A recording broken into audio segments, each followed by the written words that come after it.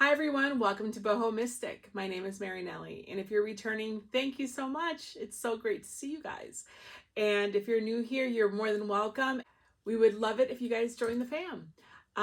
Today we're doing your November all signs readings. I wasn't able to do my long form individual readings for all the signs before the month started because I actually got my decks in the mail, and it's been a very physically taxing week of lugging, cutting, lifting, yeah, you name it, and it's a million boxes. So that's what I've been doing this week, but I definitely wanted to put something up for November, especially with this full moon in Taurus coming up, and I really think that's going to be something nice. And the word is purging. I feel like we're purging, and I am ready for it. These past few weeks have been, energetically speaking, have been really big and taxing on me, and I feel like I'm surfacing, finally surfacing. Yeah. So I wonder how you guys have been feeling. I'd love to hear, down in the comments. I pre-pulled all the cards for the signs. I do have clarifying decks. I will be taking just a short moment of silence to clear my head and see if I can do a mini meditation to see what comes to me prior to reading each of the signs. Let's see what else. I thought I'd just quickly tell you the decks that I'm using. I'm using the Midnight Oracle. It says it's a gothic themed product for lovers of darkness. I'm using the Magic the Gathering Oracle deck. I have the Zombie Tarot. I will be clarifying with the Tarot of the Haunted Mansion or the Haunted House Tarot. And I'm using one of my decks called the Sunlit Path. I've showed this on my channel several times. I've been using the sample deck. But this is the final version, and it's beautiful. It's a drawer box.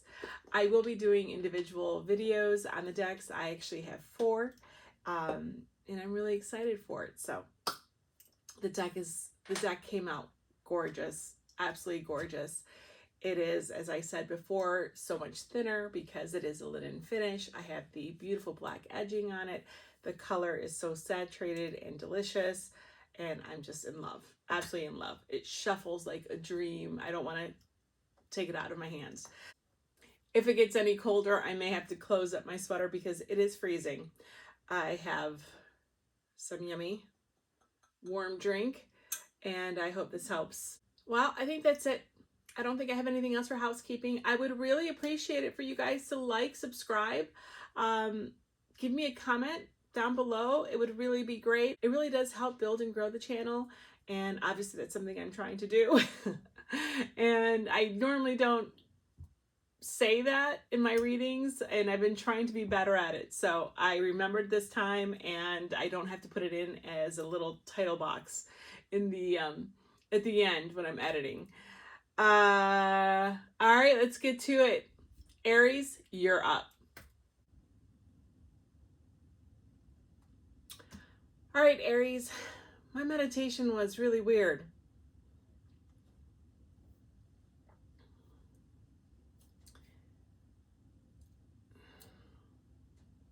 So I now know it was a moose, but at first I thought it was maybe a buck, like a really large,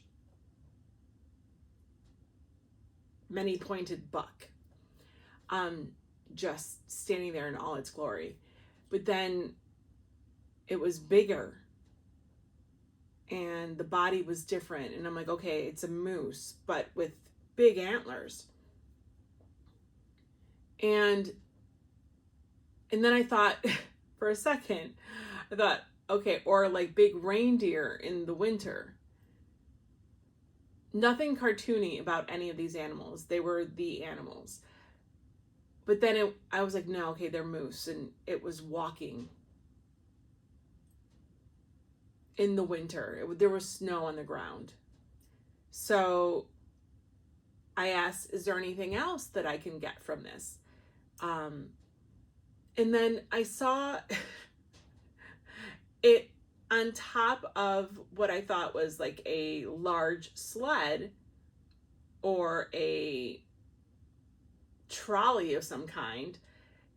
And I'm like, okay, now I know where we're going. I kind of just pieced it together like, okay, it's like on Santa's sleigh. So are they really reindeer? But it was just one big one. And then all of a sudden there was two, but they weren't pulling, Santa's sleigh. They were actually like on the bed.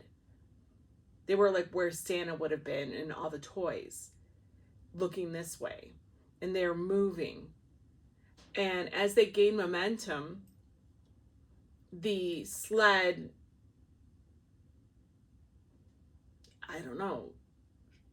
Again, I don't know what it's called. It's like I don't know what it's called. So the sled, whatever was being pulled, was then a flatbed on the back of a pickup truck. And they're just looking this way and they're heading out this way. So I thought, wow, okay, so I see the momentum. I see where we're heading. I thought, is this going towards Christmas? Or is this going towards like winter time or the holiday season? And when I say the holiday season, obviously there are reindeer. So I would say this is more like Christmas per se, if you celebrate Christmas, or it would be during that time frame. So the end of December. Is that where they're heading? Are you going to be achieving something by this time? And I also thought this could be synchronicity for someone. Like maybe someone has antlers on their pickup truck, like on their grill or something like that. Because I started getting all these images of like different like pickup truck decor and stuff. And I thought maybe that would be a synchronicity for someone. I just can't really pull at what it is. But it was like the sleigh wasn't cutting it and they were revving up because they only have a month to go. So if this reading is for November, then December is going to be around the corner. So they need to go faster. And I never saw Santa Claus. I never saw the other reindeer. I didn't see anything else. And they were moose. So, they were walking by themselves. Then they got on top of a sleigh or a sled or a trolley. And then they started moving fast. There was one, then there were two, and then they were on top of the flatbed of a pickup truck driving in that direction. Also in the snow though, it's still winter. So yeah, it's definitely in the northern hemisphere. Yeah, so that's what I got. So let's get your cards and see what we are talking about then. All right. I'm gonna need my glasses. Wearing glasses is somewhat new for me, so it's like as though I don't remember that I need them. And sometimes I don't, but then most of the time I do. All right. So now I buy glasses and put them all over the house because I never have them on me when I need them. And so I try to put them in different rooms, so I always have a pair somewhere. My husband thinks I'm crazy. Okay. Manipulation with demon. Okay. Oh, and it's a demon like a puppeteer. The demon looks like a puppeteer with the strings on the person. We have the enchantress, and her head has one snake coiled up in there, or it could be maybe even more. But very interesting. It's covering her eyes. You really don't see her eyes, but you do see the eye of the actual snake.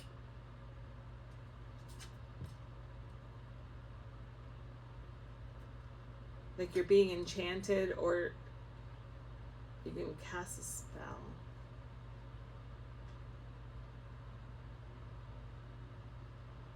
That's number 3. There's no number on this one.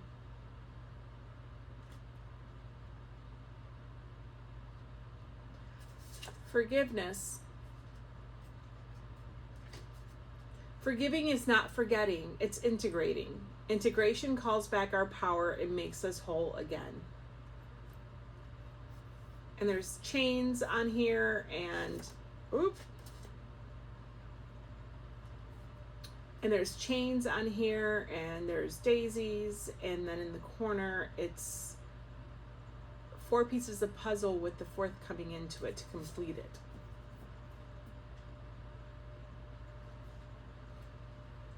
Then we have Perthrow. Interesting. Hidden knowledge, divination, fate, chance, luck, initiation through discovery, and the unknowable. And that's under manipulation. Then we have the Emperor. Here you are in your own reading. You know, there was even a second where I thought maybe that deer was a ram, but it wasn't. Earthly Father embodies all the kings in tarot.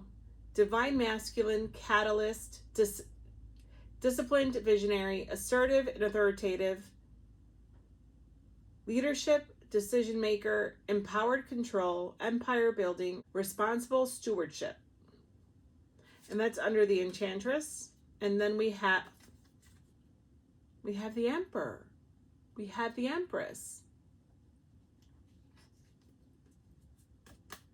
Here's the divine pair. And the Empress is under forgiveness. Really interesting. And here we have the Empress holding her hand out because her child has obviously been turned into a zombie. And she has the capacity to love all things and take care of everything. And she's like, no, like you're not gonna get to her. You'd have to go through me.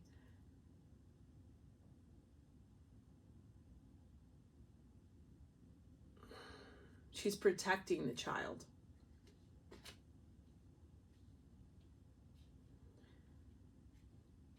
All right. Let's do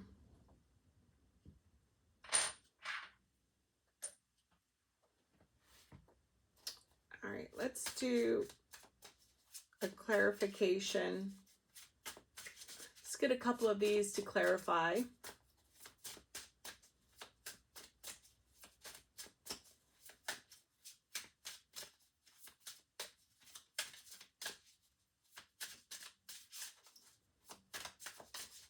Can I get a few cards, please, Spirit?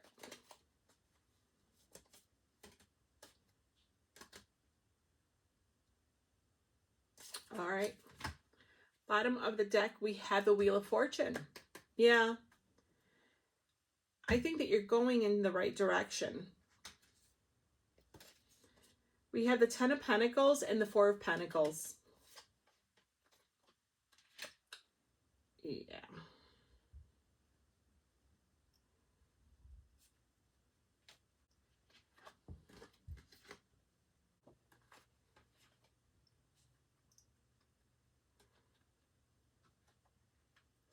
I'm going to get a card here between the Emperor and the Empress. Justice. Okay. Underneath here we have the Queen of Wands, the 9 of Wands, and the 5 of Swords. So Aries, I did pull out a love deck just in case I wanted to pull a clarifier out of there, but I don't think I need to this time. So this reading really is very similar to a love reading that I did on TikTok. I really haven't found that the readings that I do on TikTok are for the same collective on YouTube. I think the demographics are different and the collectives are different. I'm sure that there's some overlap, but I really haven't found that to be true in my readings over there. Except now. So Aries, I think that in this next month, the collective that I'm reading for is either experiencing or will be experiencing difficulties in their romantic love relationship. So if you're not in a relationship,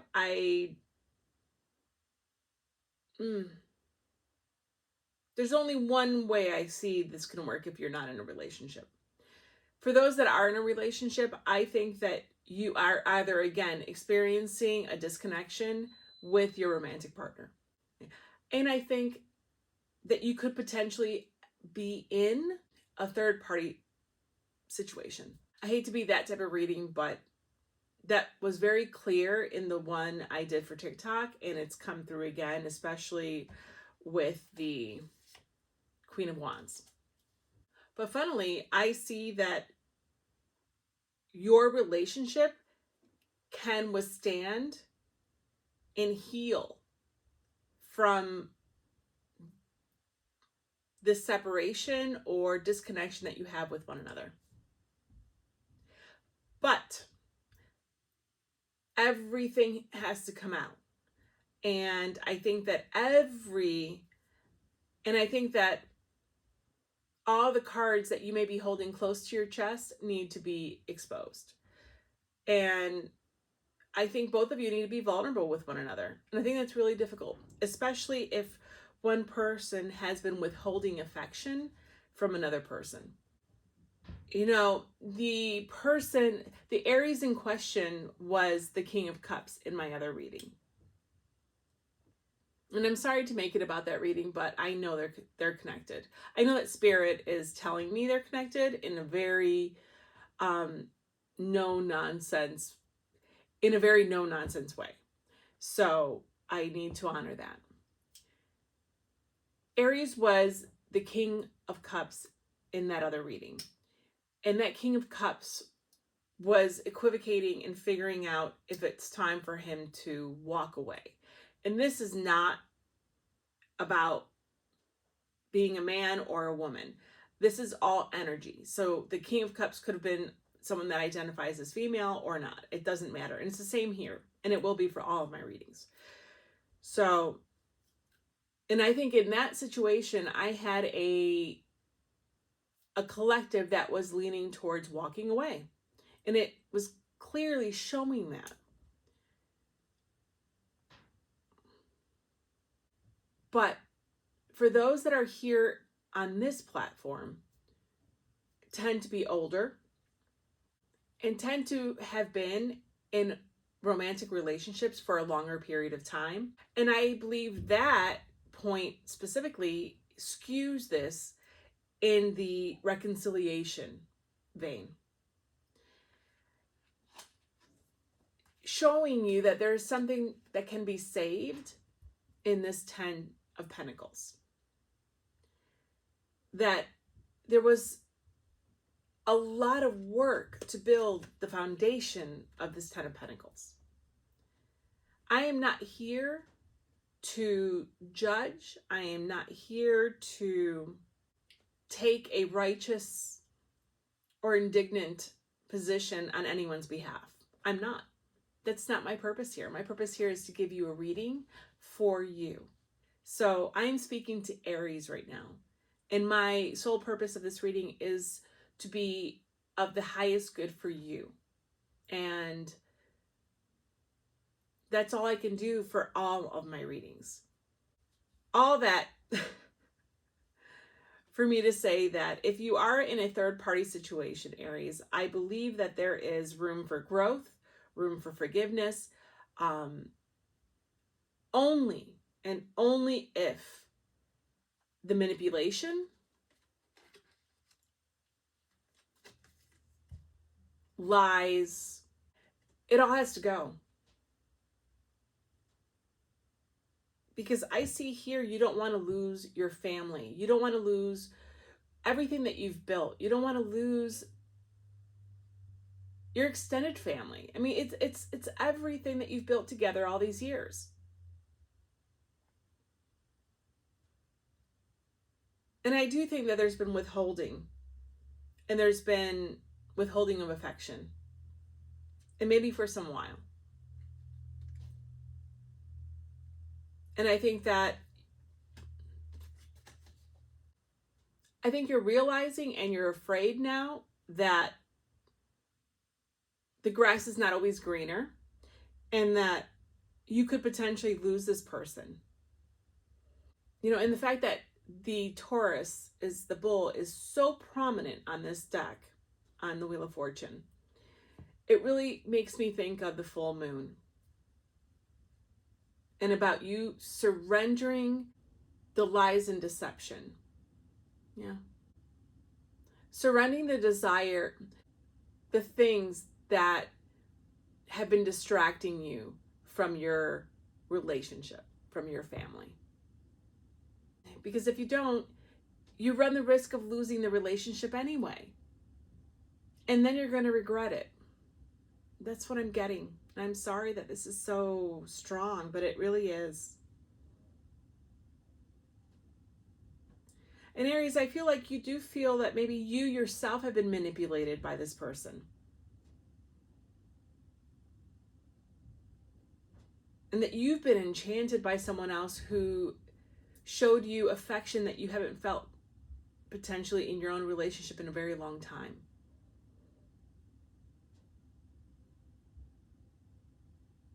But looking back and looking at how things are now moving forward, I think that you realize leaving one situation for another only compounds really the problems that you have, or that you have potentially within your own ideas of self-worth and self-love.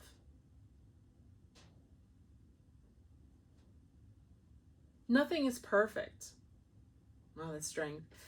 I mean, this Nine of Wands, it's like you think that you're going towards the Queen of Fire, right? The Queen of Wands, and you're just realizing that you're still Nine of Wandsing it. Like but you still feel like you're still battling something.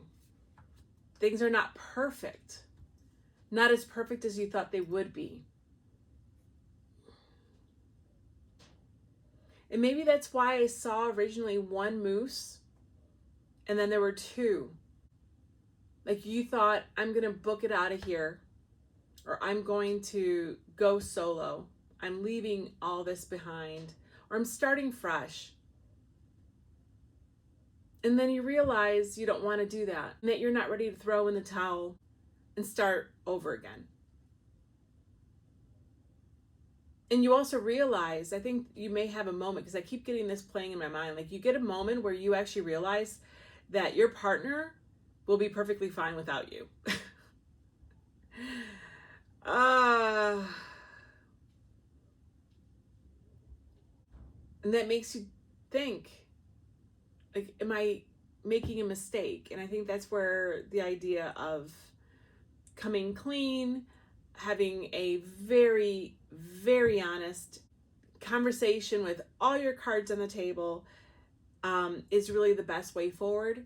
And it will also allow you to start unpacking issues in your own relationship so that you can start healing, and also potentially work on areas that may have contributed to where you find yourselves today. And of course, that definitely could involve therapy. I just want to put that out there. You're going to see what you haven't seen in a long time, and that's you two are a good team. You both work well together. You create and have created a successful life together. And one or both of you have lost sight of that in this recent past. I don't think this reading at all will shock anyone, just like I said in my TikTok. This is for an Aries or a cross watcher of Aries that has been feeling like this for a while and has been embroiled in something like this for a while and is ready to make a decision. And it's either go solo or try again. And I think that those watching this video are probably in a more longer lasting trajectory in their relationship than those that were listening on my other platform.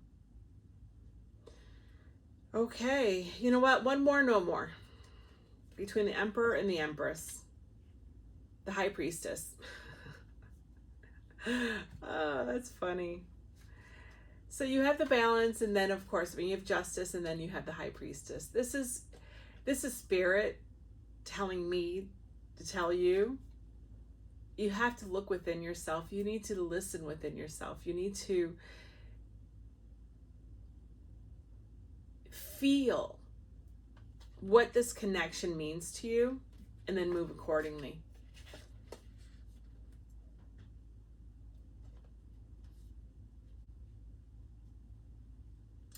I just got with Justice and the High Priestess, you need to balance out talking and listening.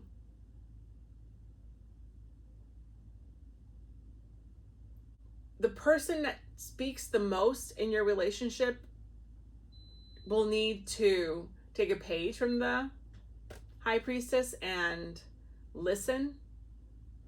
And the person who listens most of the time and doesn't react or doesn't freely give opinions and or how they're feeling need to start speaking. I think that's the balance that's being called. Wow, it's going to be a big one. And it's also during the holiday season if it's here in the Northern Hemisphere, especially if you're celebrating those holidays, as I said. Yeah, it's gonna be big. And I think this full moon, just like I said previously, is purging. For you, Aries, I think this full moon is about you breaking down the dam around you, your heart, and all of the things that you keep private, and exposing it to your loved one, if you want this to work. All right, Aries, that's what I see for you. I send you such a huge energetic hug. I really do. I think Mars is really activating you because I feel a lot of energy. And a lot of that energy could have been passion mistaken as love. Yeah. And I think that you're trying to rein in and undo some of that, or this group is.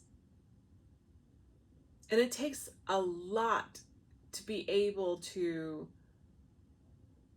be vulnerable and to kind of fall on your own sword, right? And showcase that you're not perfect. So, love is capable of many things. You know, in the end, you can only do so much and put yourself out there. And you can't control the rest of the narrative. You can't. So, but that's also being and stepping up into your integrity and into your value and into fully accepting your life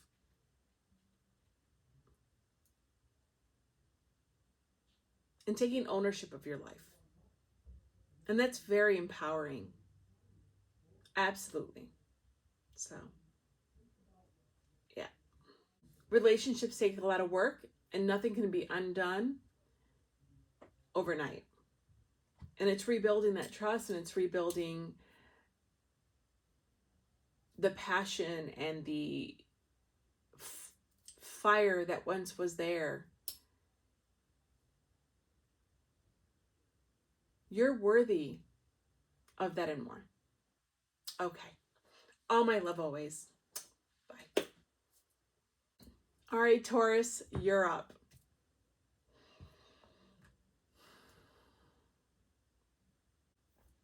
Wow, Taurus, your meditation was beautiful. A lot of ancestral presence. A lot. I'll explain why. Amazing. Okay. So I saw coming towards me what I thought was a person on a horse. And it's white light. As they got closer to me, I'm like, well, that's not really like a horse, but okay. And they kept getting closer to me. And I'm like, oh, maybe it's like a cowboy. But then they also had a person in front of them. And then I thought it kind of looked like the Dia de los Muertos tarot, where they're all like skeletons and stuff. And they're coming towards me, and I looked down to see what kind of animal it is. And then it looked like what? I don't know, a rhinoceros with tusks, with a tusk. And then I'm like, what the heck is that? And then I realized it wasn't a rhinoceros, but it's a dinosaur. But I don't know dinosaurs. It's not something I did growing up. If I had my husband here, he would be able to tell me which one it was, or my nephew. I don't know, but it kind of looks like a rhinoceros type of dinosaur. And then I see it on its side, and it's what I thought was the cowboy. Then there was a smaller person in front of them, and then behind them I saw other people, and then they walk right by me, like they're not galloping or anything. So I thought of kind of like Knight of Pentacles, kind of, because they're going really slow, and they walk right by me. And I'm like, oh, there's the generations. It's your family. It's those that have come before you. And the fact that they're riding a dinosaur, it's like your entire lineage is around you. They're showing up. Maybe you're breaking cycles. I mean, we are having this full moon in Taurus. I think what, the 3rd or the 5th? Oh my gosh. I think it's the 3rd of November. This reading probably is going up during that time. We're in that energetic frequency right now. And then in the stars, like in the cosmos, in space, I see a beautiful like chimpanzee with their baby.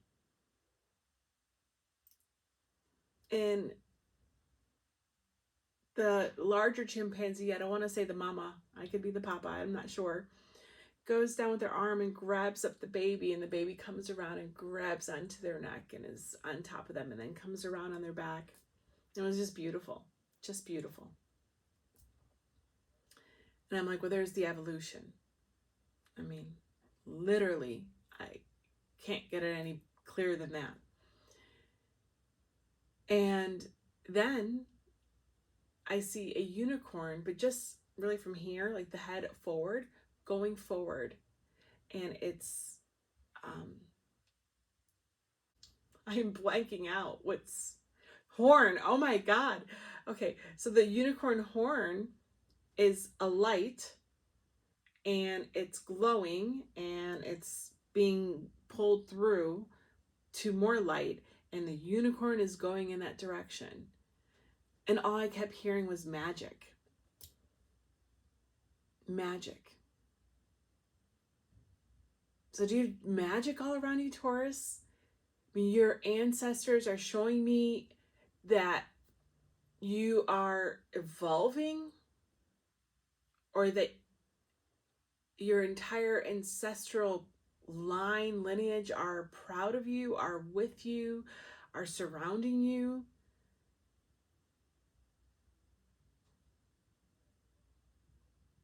Maybe you've broken such deep and old ancestral karma. or that you're tapping into some really, really old ancestral power, energy, that something is being opened to you and that you're being guided, because I felt like you're the unicorn and that you are being guided, like kind of like you're being pulled from the horn, like the horn is pulling you and you're just following the path that is being lighted up for you. It's really beautiful. Really, really, really beautiful. Maybe you're evolving. You know, Uranus is going back into your sign, retrograde back into your sign, and it's revisiting everything that's happened to you. And in my opinion, purging and closing out those cycles once and for all. You may be coming out a new person yet again. You may become a version of yourself that you don't even see as familiar. Or you may feel so uniquely changed where you can't really put your finger on it, because that happens with magic, right? It's like, you know, something's different, you know, something's changed, but you really can't explain it. You feel it, you just know it, but you can't truly explain it. And that's how I feel right now. I feel like you've tapped into something. And I don't want to say you fell into something, because you've been guided and it's been through your own work, and it's been, I mean, it has taken eons, past lives, potentially, where you have had, it's like the convergence of so many iterations of you, of your higher self, of who you truly are, of your narrator, of your other, of your witness. And you are now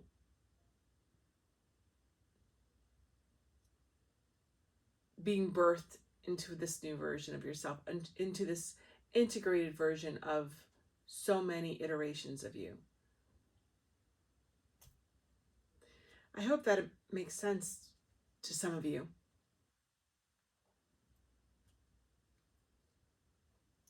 Amazing. So let's take a look at your cards and see what November then has in store for you. What kind of evolution are you going to be showing? We have knowledge with Thassa.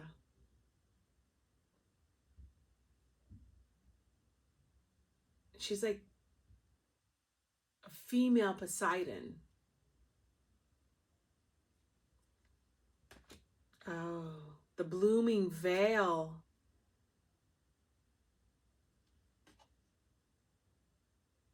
Her eyes are hollowed out, and she looks like her third eye. Oh, your gifts. If some of you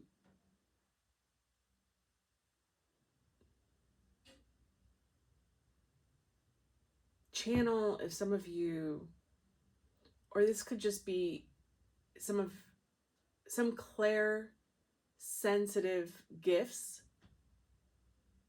being exposed, unveiling for you, or heightened. Wow. Mother Gaia.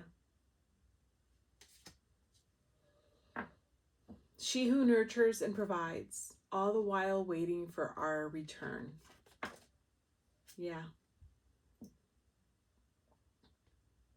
But listen to what I just said. Waiting for our return. I think your ancestors are waiting for your return. For the return of your essence, of your true power, of their true power, to be and flow through you. I mean, wow, that's what it is.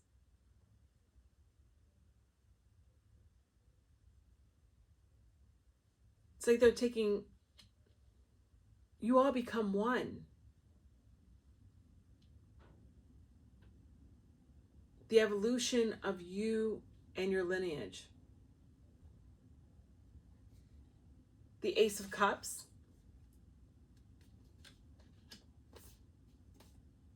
The Three of Cups. Yeah, this is them rejoicing. Of the blooming veil. The blooming Taurus.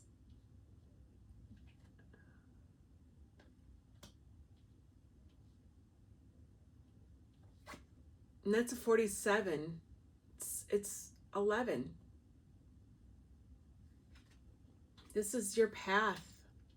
You are fulfilling your destiny. You are fulfilling the steps that you should be on and taking.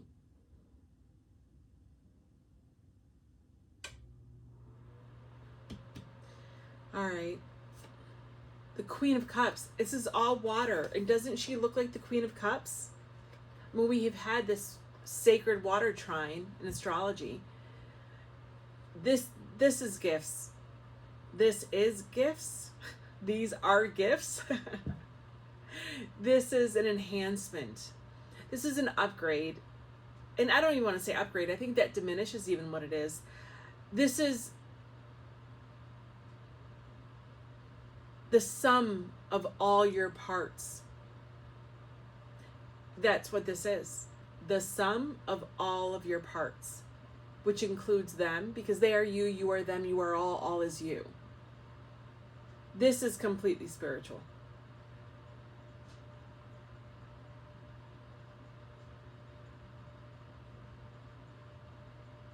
And this is definitely for the Taurus collective that has been following a spiritual path, a spiritual calling.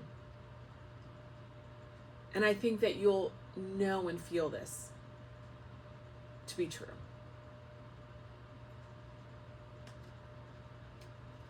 Queen of Cups with Mother Gaia. I love this. Water and earth, honey. Water and earth right now. That's all we have here. And the Page of Cups. All of your tarot are cups. Oh, the Page of Cups is you finding new feet to walk this next part of the path in this new version of yourself. All I'm seeing is this little kid, but all I'm seeing in my mind's eye is a toddler learning to walk, taking those first few steps. A very powerful toddler, but it is becoming and being, embodying this new body, this new version of yourself.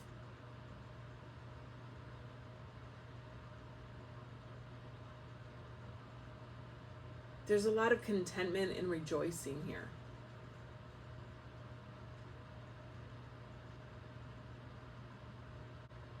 And I love how the cups are all zombies. And that for me is your death and rebirth that you are experiencing, especially in this full moon in Taurus and with Uranus retrograding back in your sign.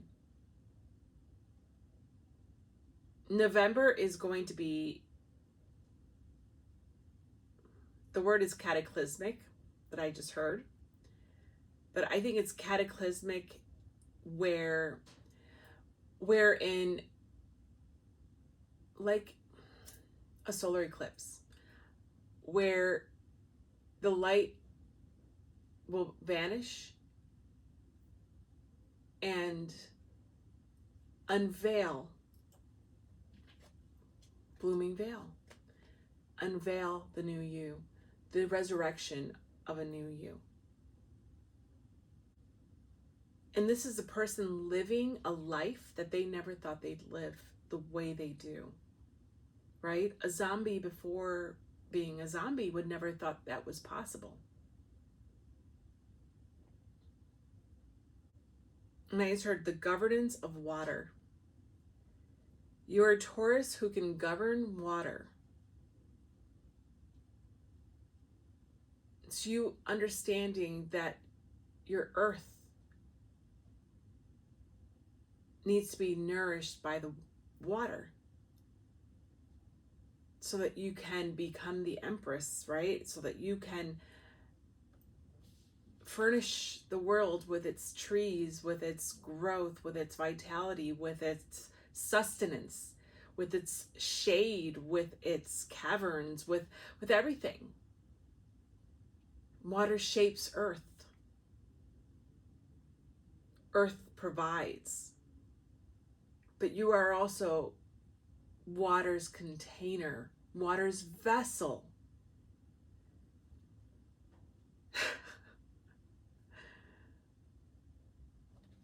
Holy moly. I did not think these were going to go so long and so deep.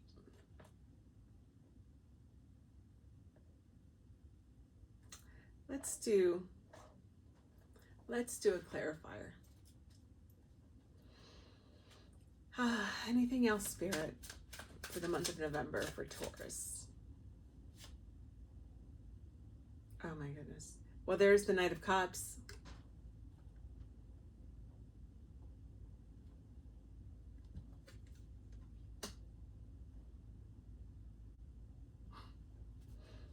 Anything else, please? It's for you to move with the knowledge and the governance of water. Amazing. Oh my God. 6 of Cups. And the Chariot. You're going to live what your dreams were once made up of, is what I just heard. The desires of what have been set aside.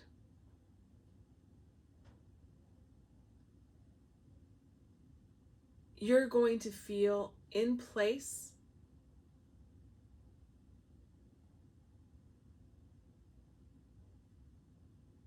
but yet I'm hearing also somewhat out of place with time.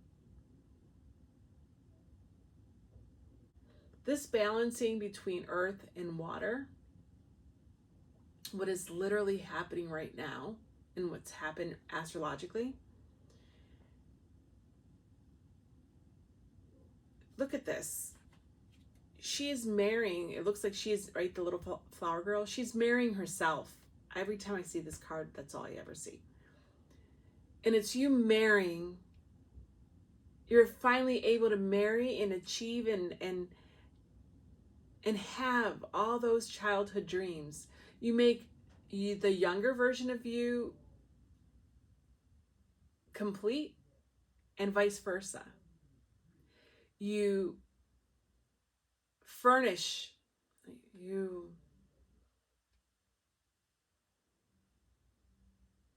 fulfill the dreams of that little girl, and she fulfills the dreams that lay dormant for a long time within you.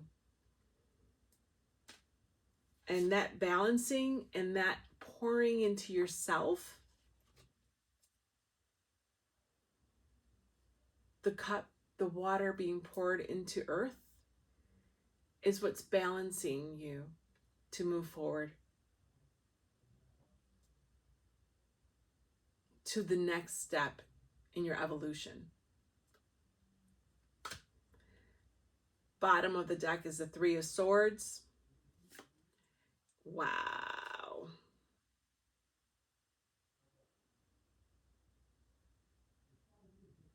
And the World card.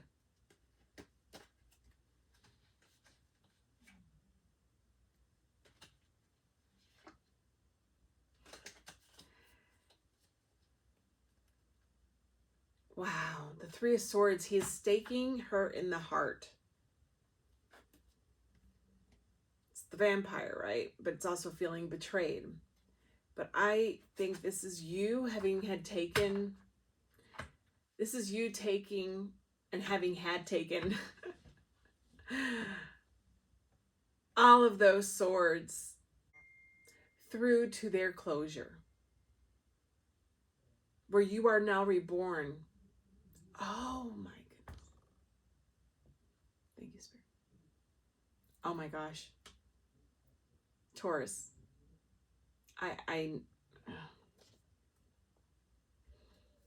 So this is you having been betrayed, and this is you taking all of the swords and all of the blockages and trauma and difficulties in life. I'm not going to enumerate them all. Having taken Uranus for so long in your sign. And instead of being defeated by it, you became a zombie. This ties in to the beginning of what I said, and I am so honored by this message because it is mind-blowing to me, and I'm trying to process as quickly as I'm understanding this all, but it's difficult because that's what, yeah. This death has given you this rebirth into a life that you never thought was possible. And this is the closure and the ending of the cycle. This is you and them and your ancestors and your entire lineage and family and evolution of who you are and what you've been in. I think across many iterations, across many past lives, this is not just this life. This is huge in your evolution as a soul, as a spirit, as spirit. And you finally blossomed into this zombie version of yourself that can transcend death, can transcend anything and everything that has been brought to you, against you, but in the end for you. And that is so cycle breaking. I mean, congratulations. And to say cycle breaking, and it doesn't really give it enough oomph. You know, there are different levels of everything, right? This is like umpteenth level cycle breaking, Taurus.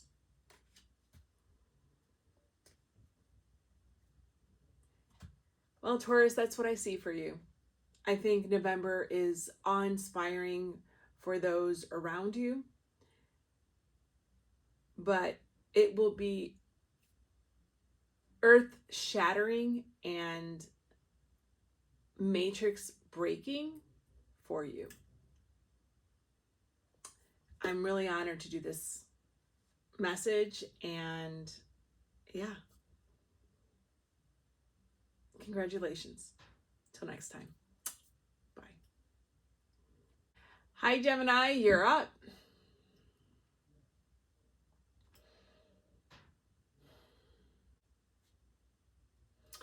All right, Gemini, I had a really beautiful meditation for you.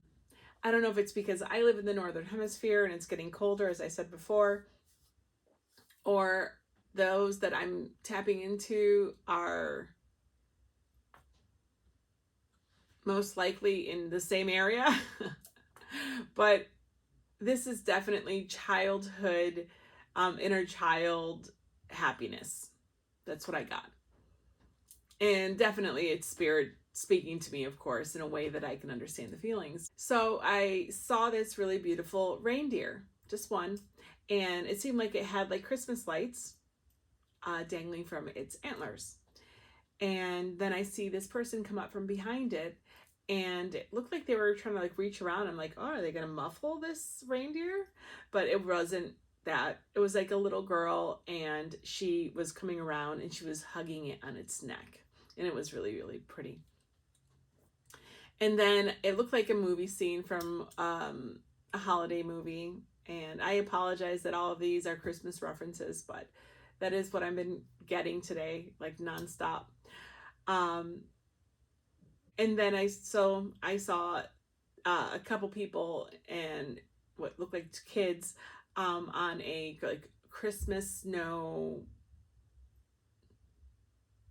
oh my gosh, like snow sled, you know, like through like the winter wonderland scenes and movies and stuff like that being pulled through the snow, and it was magical and beautiful and just delicious. And I just kept getting a feeling of perfection and just a child's dream, you know, like it's picture perfect.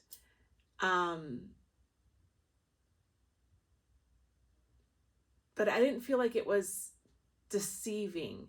I didn't feel like it was silly. I didn't feel any of that. I felt like it really was joyful. It felt fulfilling. And I think that Gemini, you're going to have a really nice month. And I even would say, I think that you're going to have a nice next couple months, probably through the end of the year. Um, Maybe some of you have some really big holiday plans, or you're celebrating in a very nostalgic way, or all of your family's getting together, or hosting. Maybe some of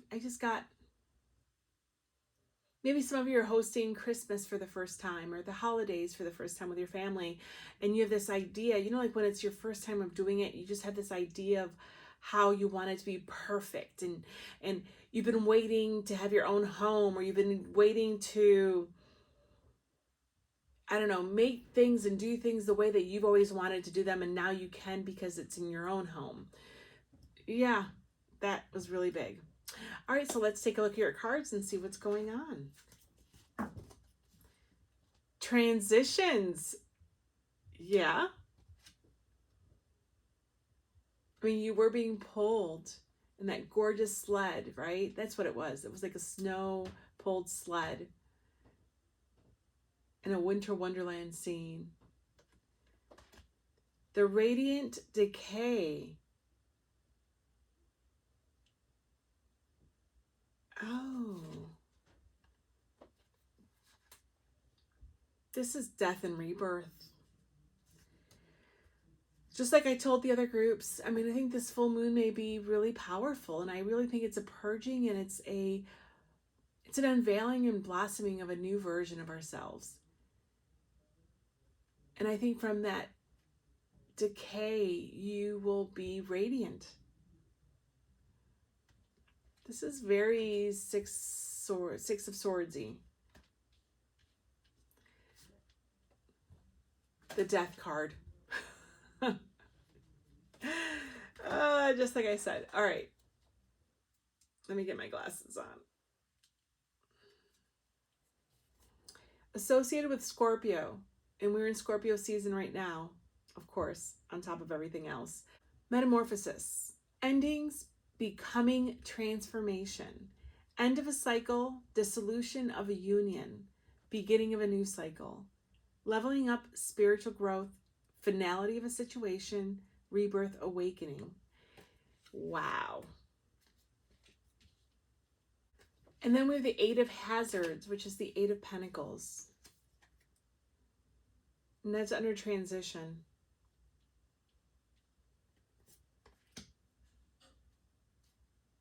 Seven of Swords under the Radiant Decay. And the Nine of Cups with the Death card.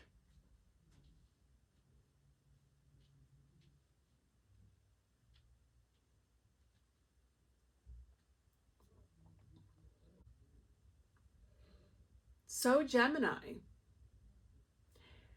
what I see for you in the month of November is you having figured out a way to no longer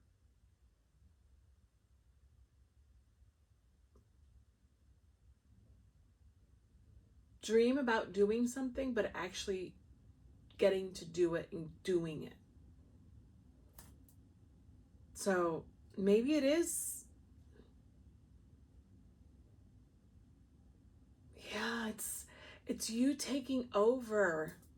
It's you stepping up and taking over ownership of what you have control over, and being radiant and showcasing how you want things done and exhibiting it all.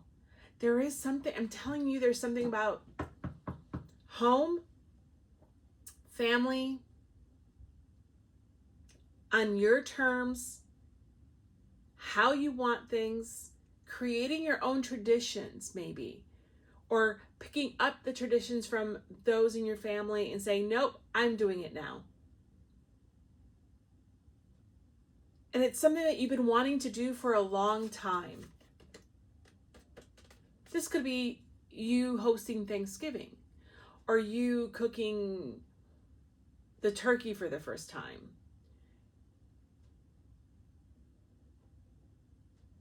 But there is something about you not being seen how you used to be, with this radiant decay and this woman coming down the stairs taking care of business, and all of these zombies and people who are in her way with her, weapon.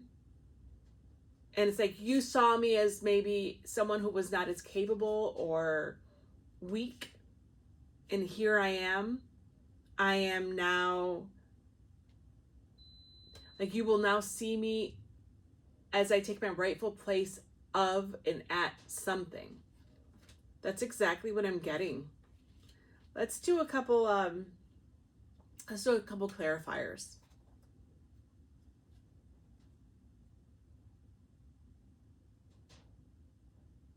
Like, all of the work that you've put in with the Eight of Pentacles,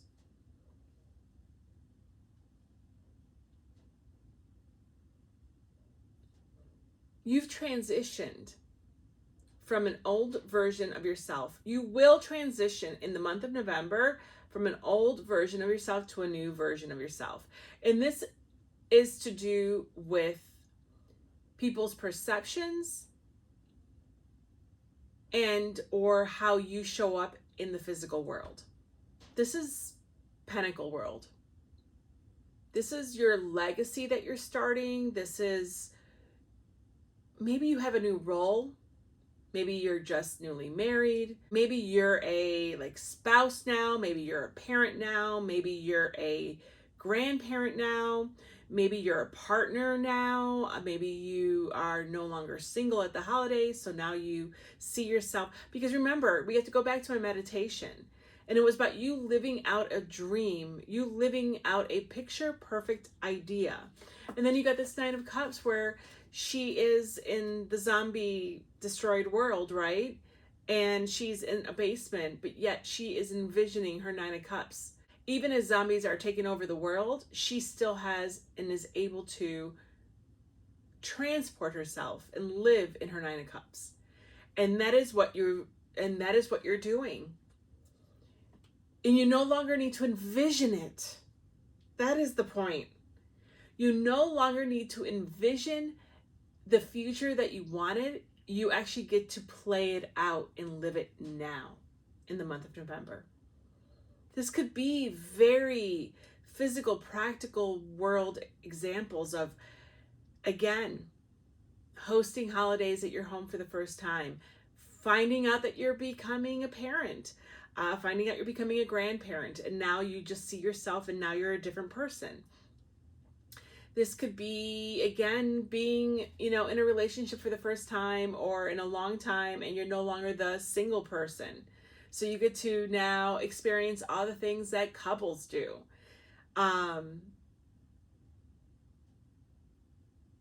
Or you now have a new job.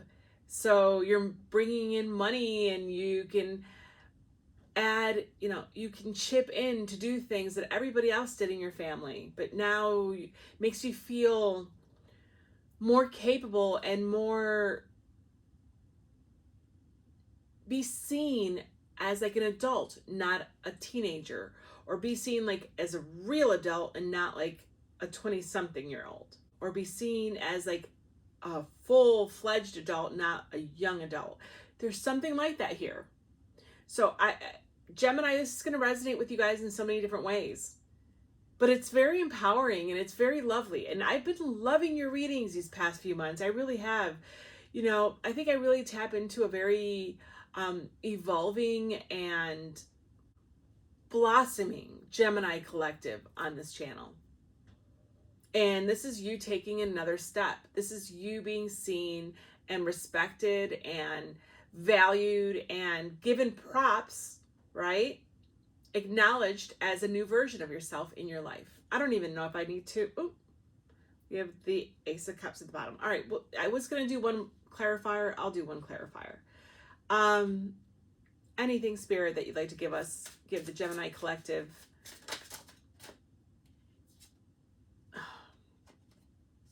The Devil.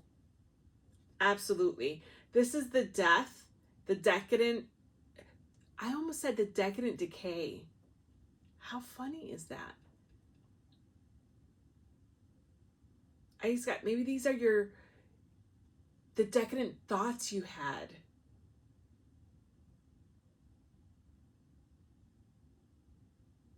Maybe these are your desires that you've kept quiet. Because this is passion too. And this is what motivates us to keep going. Your desires, your passions that you've been keeping under wraps, and you get to live them out now, right? It's like living a fantasy. There we go. You get to live a fantasy that you have been playing around, or that you've been playing in your mind maybe for a long time, even maybe since you were a kid, of a dream that you had when you were older. And you get to play that dream out now. But I also think this is you breaking those limitations that have kept these things from you in the past. Like, it's the death to these. It's also the death to the blockages. But let's see what else there is. Oh, we have the 8. Okay. Let's see what else there is. Anything else for the Knight of Cups and the Hermit?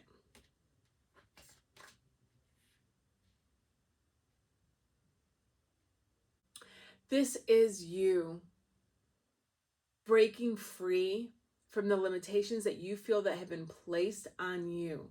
So it's not even that they're negative necessarily, but they've been limiting people's judgments, people's idea of what you're capable of or what you're not capable of. Or they're little innuendos of, hey, when are you going to get married? Hey, when are you going to have kids? Hey, when are you going to do? It's like all of a sudden you're like, all right, I finally actually can say, guess what? Or finally I can show them who I am. Or finally I don't have to be like, hey, I'm single again. Or are you bringing anybody with you? And you're like, no. You know, like, you get to show them. I just get the feeling like you're showing them. It's like you're bringing in a new you. You're walking in with a new you. You know, it's like you having received that cup and that enlightenment through, through maybe even a hermit phase, or where you felt like you weren't seen and you sort of kept yourself even maybe isolated from others because you didn't feel like you could show up like others could in your life. And you now are kind of like, well, here I am. And it feels good. And there's nothing wrong with it feeling good. There's nothing wrong with you showing up and showing out. So go do it, Gemini. However this applies to you, kudos to you and enjoy it. There's a little, it's funny because even with the way I was just saying that, I think there's a play on the devil here. There's a play on the devil where you're maybe going to get a little satisfaction showing up in a way where it's going to make other people take notice of you. Or maybe even have like their jaws drop a little bit when they see you. And there's nothing wrong with it. Enjoy it. That's what I see for you, Gemini. Enjoy it, enjoy it, enjoy it. You deserve it. Bye. Cancer, you're up.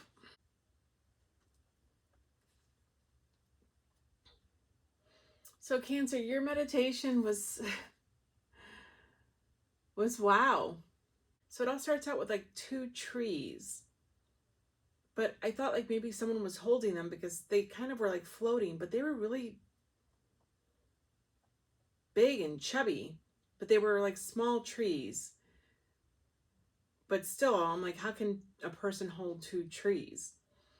Anyway, with white golden lights, it was beautiful.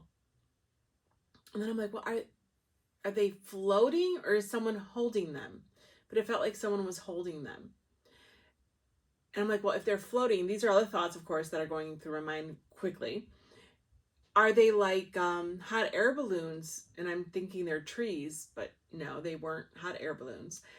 But then they move, and I'm like, okay, they are being held. And I'm like, what's this person going to do with them? And the person puts them down, and it seemed like a male figure.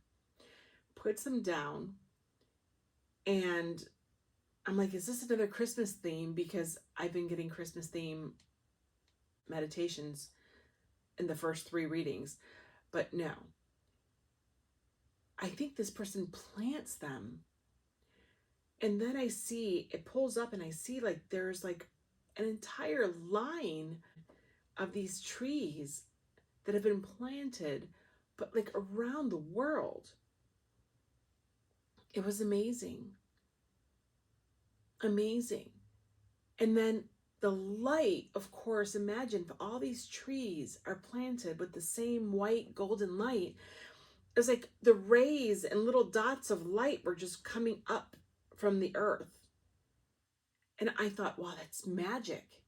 And I literally thought, that's a lot of housing and that's a lot of trees for the fae, for fairies. Yeah. And I'm like, you're bringing in or giving birth to magic, or you are lighting up the world, or you're lighting up people's lives with magic, with love, and then I saw little fairies all around. And they were coming from the trees and living in the trees. You were populating the earth with these trees of light, Cancer. And you were giving homes to fairies. And I don't know if the fairies were born because of the trees or you were giving them homes.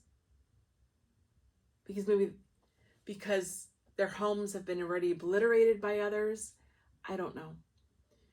But what I was taking away is you are providing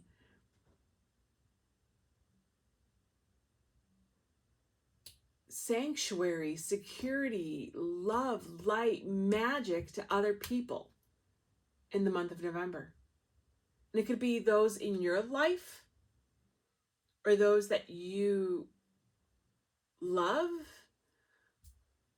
or there's something that you're doing that is going to provide those things to other people. This is very altruistic and very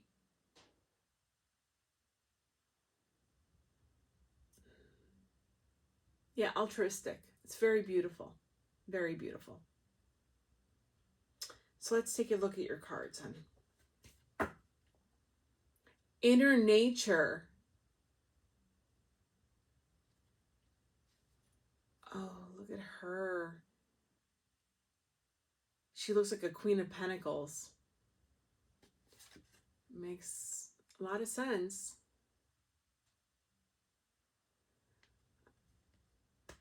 I also got, do any of you volunteer like at soup kitchens and things like that, especially during the holiday season here in North America, like for Thanksgiving?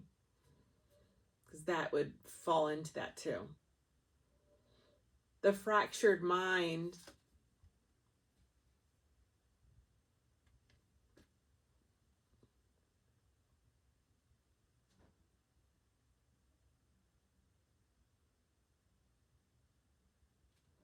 I mean, she's all in green and she's holding a bowl of what looks like seeds. And then she has these other baskets. It's like, are those the trees? Are you disseminating seeds? You're going to feed a village. You're going to I think you're going to ease someone's suffering. This is number 6, harmony, cooperation. Yeah, that's what you're going to provide. You are providing.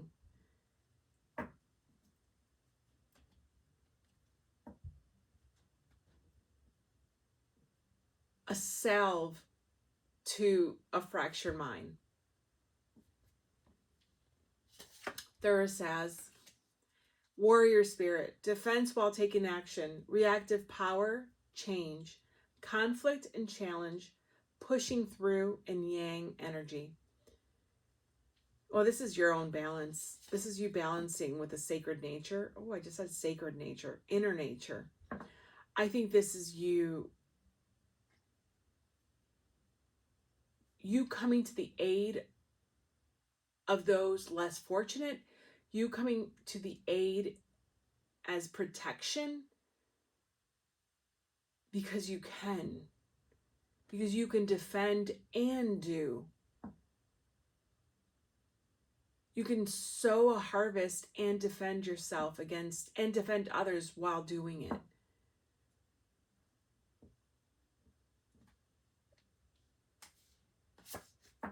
Shadow work, very interesting. Maybe this is you helping others. Like the student becomes the master. You helping others. Maybe some of you are healers, mental health counselors. There's something like that here. There's somewhere where you've taken your hard work and successes of you healing yourself and you're showcasing that to others. Healing, ego, it's the higher self divided by the ego. Integration.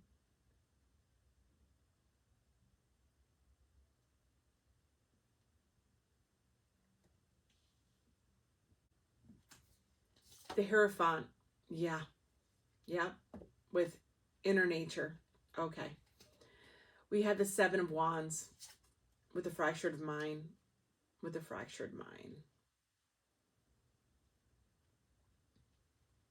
The King of Swords with Taurus. Oh my gosh, you got the Hierophant twice with shadow work.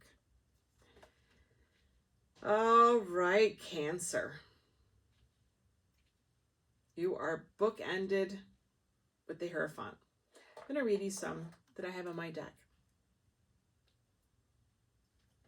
Spiritual leader, dignitary. It's you. Living in accordance to one's truth, empowered self-worth and identity, trusted advisor, well-meaning individual, duality of teacher and student, commitment, alignment, quest for knowledge, established societal norms, kindness, compassion, patience. Yeah, it's what I said. I'm not sure what this collective does. I'm not sure how this is going to... I don't know how this is going to come out of you. I don't know yet. I'll do a couple clarifiers.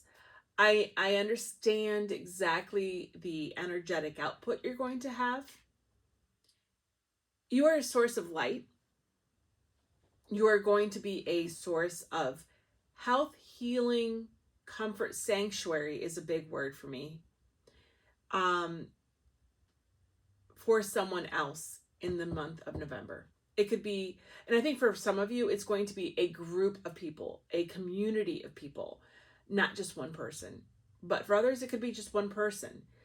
And you're going to be their saving grace because you're going to be able to understand and find a way to connect with them because of your own hard work that you've done yourself, dealing with something similar and or having experienced a deprivation in the past that they will respect, and that's why they're going to listen to you and they're going to follow what you say. Or because of what you've gone through in your past, you're going to have a huge heart opening. Maybe that's what this is. A huge heart opening where you will start looking for avenues where you can give of yourself, your knowledge, your time, your money, everything and anything possible that you can give to help others. And we absolutely need that in this world today. Not only, in all of the world, because I'm not going to just make this about the United States. The entire world, there are so many that need help and are suffering right now. And I think that many in this collective are going to make damn sure that you're going to put your light out for others in the month of November 2025. And I have to say, it's magnificent. Let's do a clarifier. Spirit, can you give us an idea specifically regarding the area that will be important for Cancer? Oh, wow. The Empress in reverse. Those that don't have. Sweetheart. And the Seven of Pentacles.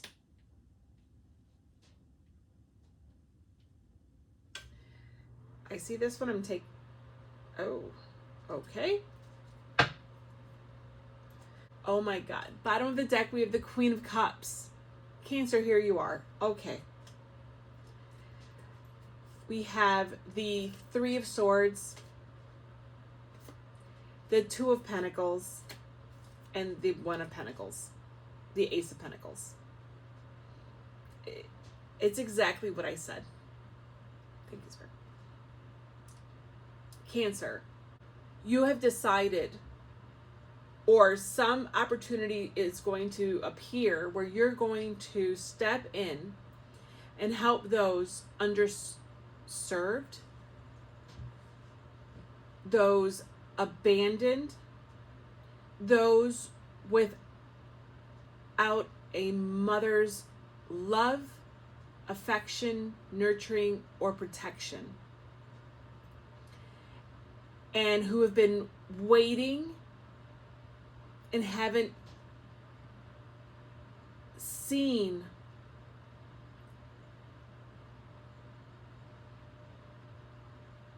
help from those that they should have seen help from, and who have been potentially even stabbed in the back by those that should have protected them.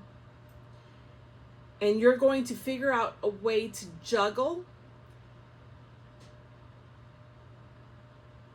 your competing priorities to allow them to have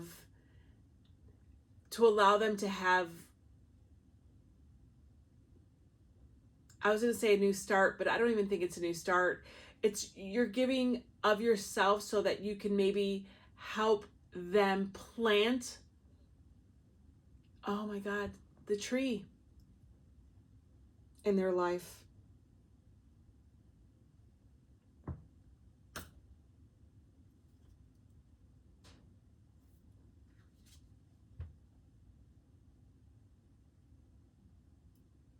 The tree.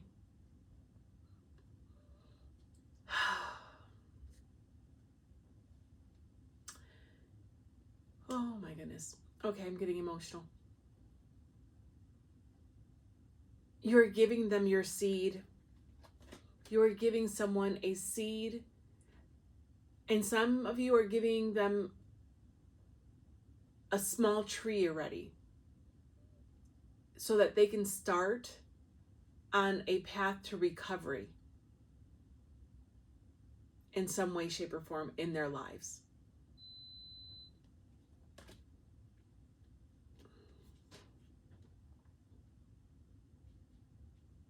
I just heard you are a neighbor's keeper.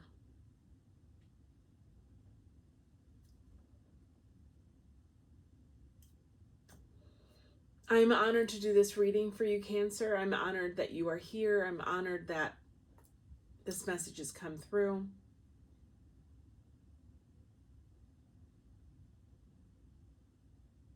And I just heard, why wouldn't I? You're a true Hierophant.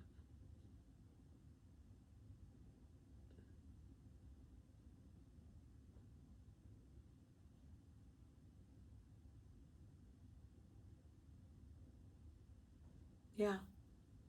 I don't know what else to say, Cancer. It's really beautiful.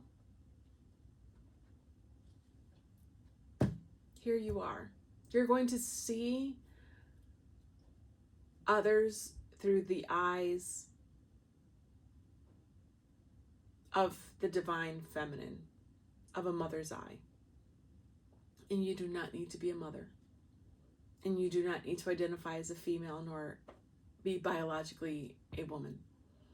This is the energy that we're talking about. But you are going to be heart-led, spiritually led to someone in need or to a group in need. And you are going to do something because why wouldn't you? And that is so admirable and beautiful.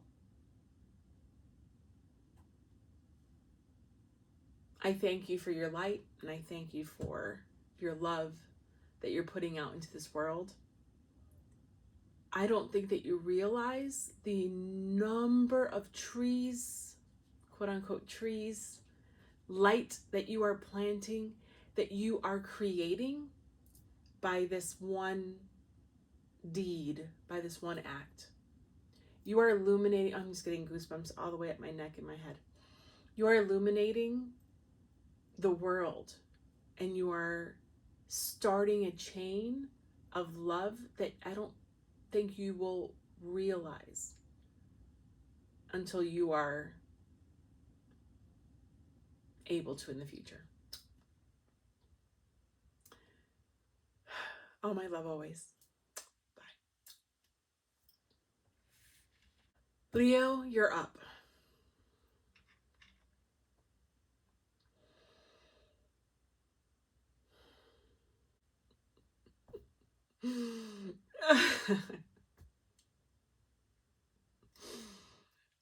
Oh, Leo, Leo, Leo. Your meditations are always so... Sheep. Sheep. At first I saw them in the stars. Really, I saw one, and then I saw that there were other ones. And I'm like, are you counting sheep? You know, are you having difficulty in sleeping? And no, it was just a sheep. And then it came closer, then it was a bigger sheep. And it was full of wool. Beautiful. But very peaceful, very calm. Just walking. And I kind of felt a little like, are you gonna do something? Or no, it was just walking in front of me, taking its time. And I found that to be so funny. Oh, I'm sorry. I want to laugh, but at the same time, it's like, it makes sense. So then finally, the sheep that were then in like in a line, just walking amongst the stars, would come to this like beam of light. Oops. And then they would walk through the beam of light, and then they would come out, and then they were being sheared. So like the wool, right, would fall off to the ground, but there really isn't a ground. And they would walk off, and they're like a little sheared sheep. And they would keep walking. So I'm like, oh, you're providing warmth, right? In your calm and peace, you're providing homeostasis, warmth to those around you. Sucker.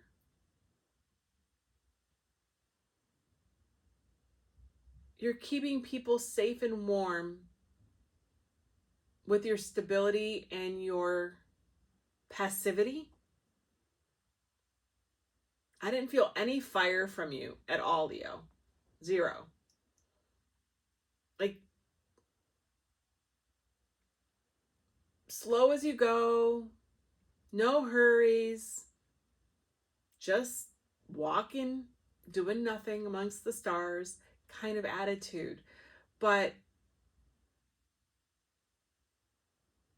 I'm trying to see if I can get anything else.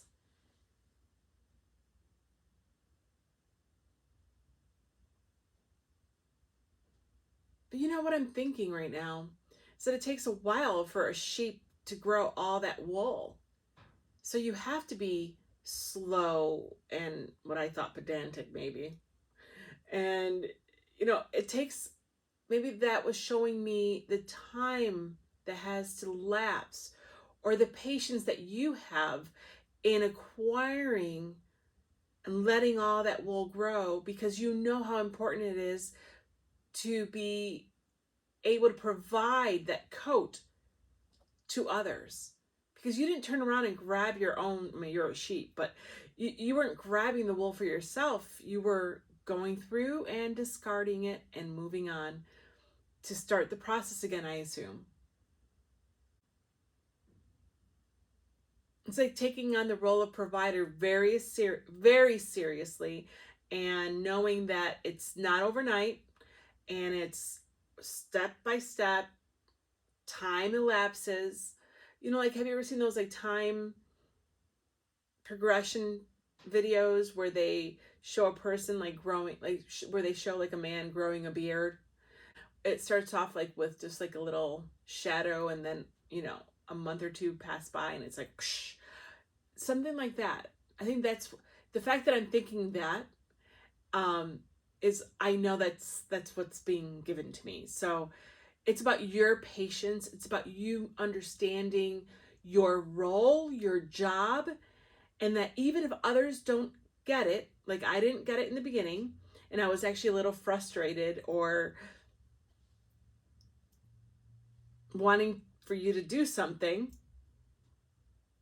you didn't feel pressured and you're like, nope, this is my pace because I can't go any faster because I need for my hair to grow, my wool to grow. Maybe you have someone around you though that feels what I was feeling originally. Maybe that's who I'm tapping into. Maybe you have someone, or maybe there's parts of you that is frustrated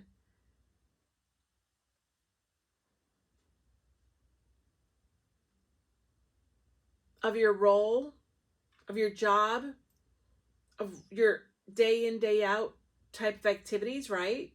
Because I did say counting sheep in the beginning. Maybe you stare at your ceiling at night and kind of wish or think about the life not taken, or the roles not taken, or the experiences not taken because of what you chose instead. Which is normal. Everybody, it's okay. Yeah, there's something there. I know that it's the push and pull of what I was feeling and what you're feeling. So that's all I have. Let's take a look at your cards and see what we can go from there. Conflict. Oh, there's the big bull. And he has fire all around him. He has a huge mane of hair. And I said I didn't feel any fire from you. Maybe that's what you're feeling, that you don't feel like you have any fire. Interesting. I don't know the characters from Magic the Gathering, so I haven't been saying the name of the characters, but this one's called Mogus. I've only been using the word and the imagery, of course. Oh.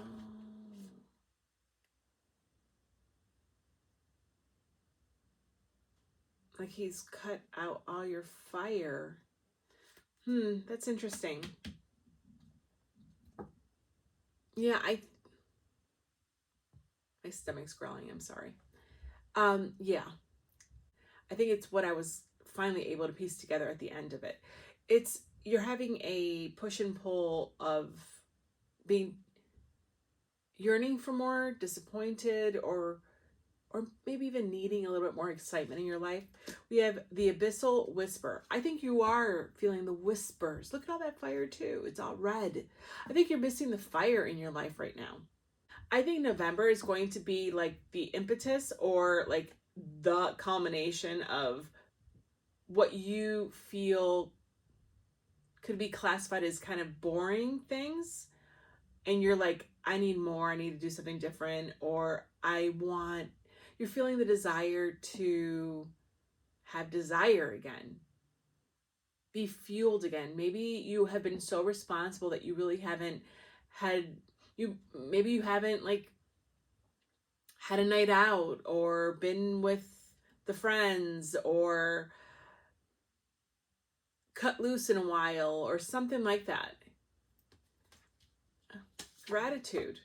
Yeah, I think that there are no small thank yous. Change someone's day. Maybe you go through life thinking that you don't get gratitude from your everyday life, right? You're like, because that sheep wouldn't. Like he was so slow and they were all slow, but they were all doing what they're supposed to do. Like they have been so steadfast. Like they've been so Knight of Pentacling it. That's what it is. They have been like the Knight of Pentacles on like a 10-year journey. And not one person's ever thought to say thank you. Or you have been feeling, or they've been feeling like, hey, I really haven't been getting a lot of gratitude lately for all the work that I've been putting in, even though it's my job, even though it's required of me, even though it's expected of me. It would be nice to get a thank you or feel like what I'm doing is worthwhile or seen. Because it's not necessarily like the most fun job in the world, or it's not the most exciting job, maybe, but it's necessary, and it would be nice to get that type of recognition.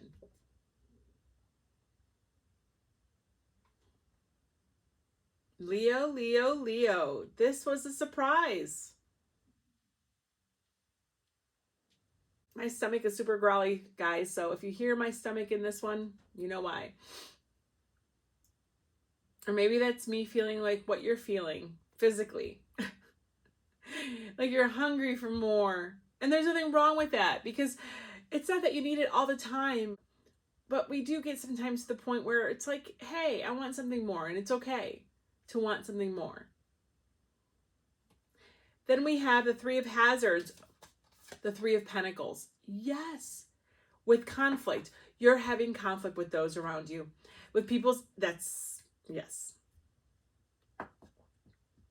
With those that you have built your life around. And I don't think this is really, and I'm going to say it, I mean, maybe there is an exception out there. I don't think this is a confrontational thing, Leo. I don't think that you're unhappy in your marriage or in your partnership or at work overall. I don't.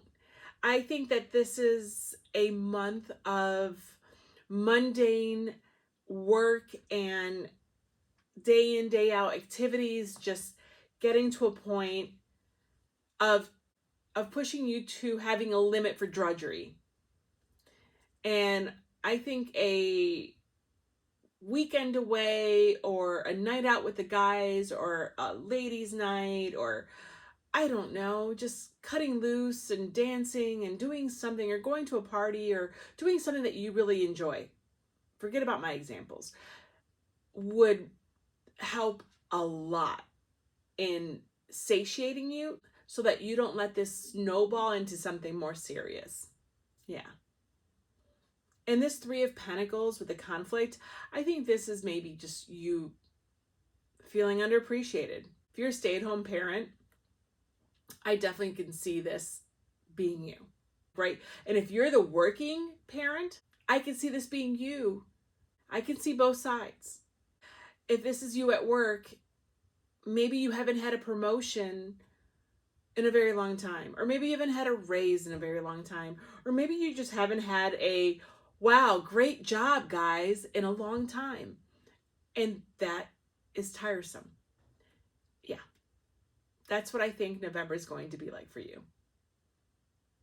And everybody still needs from you. Everybody still expects from you, but you're just done. But you're close to being done, and you don't want to like freak out on them. That's what I feel like. I don't think you're in the freak out period yet. I don't at all. But I think that November is going to be towing the line of finding something that makes you happy, or you will have a freak out moment. Yeah. I can feel that. I can actually see people that, yeah. As I was saying that, the Tower. Look at what it's with. What did I just, exactly what I just said, Leo. If you don't find something that you enjoy and that kind of like resets you, the Tower will inevitably make its appearance. But it's paired with the Abyssal Whisper. This is for me to tell you there is a whisper of a Tower moment here, hun. That freak out that I was just mentioning. You don't need to get here. I'm telling you now, this is being given to me. This is being given to you. You're here watching this video. So, oh, that's for here. Okay, I'll get that later. Scorpio's card just fell on the ground. I don't know what it is because it's not showing. Okay. We're in Scorpio season. These are all synchronicities for me to just make this point to you. You are being not shyly told. You are being explicitly told by spirit, by the universe, by your ancestors, by whomever this is speaking, that you do not need to have a Tower moment. Make your needs known. Find your spark. Find the fire. Find something that you want to do. Find passion. Express yourself to those involved in this. Because the more you sit on those feelings, the more you don't say things, you will react to something that really does not deserve that type of reaction because you've been piling up all of your frustrations for a long time. Don't do that. You don't need to. Do not sit on a powder keg. Don't. Let's learn what to do here so that you don't erupt unnecessarily. And the last one we have for you is the 9 of Swords with gratitude.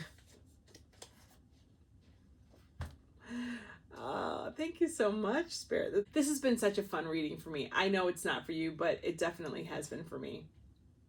The cards have been just like on point. Yeah, this is you.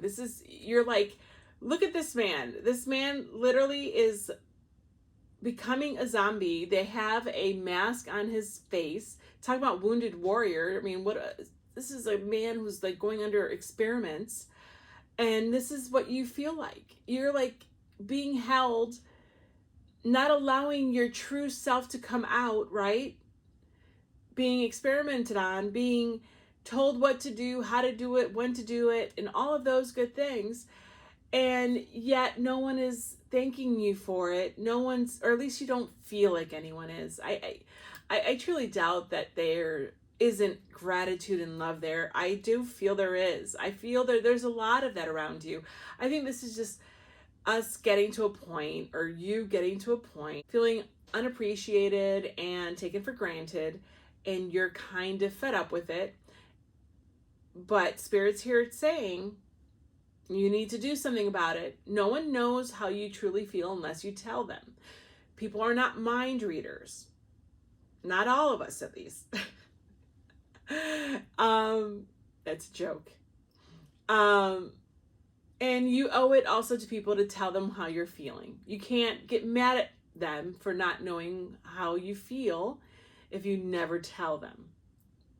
Don't give them enough, like, don't add up reasons why you're mad at them that are really on you. So, and there may be a lot of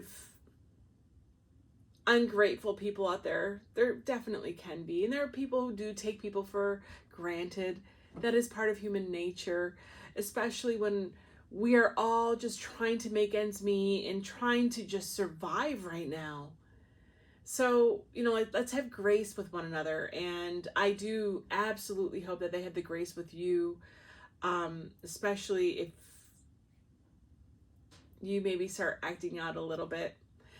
But Leo, you can do this. You absolutely can. And I want to reiterate, I don't want you to think this is me telling you you don't have a reason to feel this way. You probably have a million. All I'm saying is, not what I'm saying actually, I take that back. What Spirit and what the universe is saying is that you have more control over this than you think, and that sometimes we need to feed our own soul and show others how to treat us. So go out and have a nice meal, or go out to a concert, or take a night off, right? Take a mental health day. Take a long weekend. Because that actually showcases others your needs, and that you are prioritizing your needs.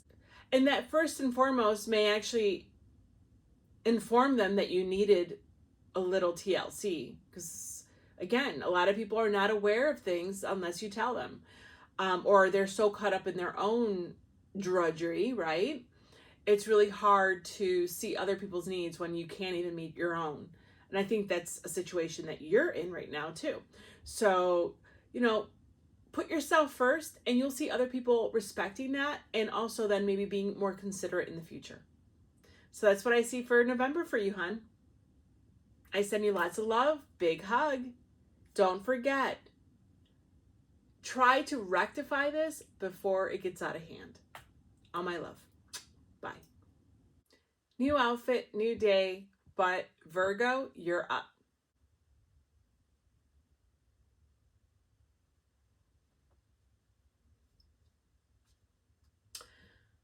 All right, Virgo. Your meditation was interesting. It really all surrounded, it was really all about a dog in a beautiful field. It was daylight, seemed like a summer's day, tall wildflowers. At first I thought maybe corn, but it wasn't. And the dog then would run, like frolic, but then it became more frenzied. So I could see like the movement in the air around him. And I say him because that's what's coming to me. Maybe like a lab.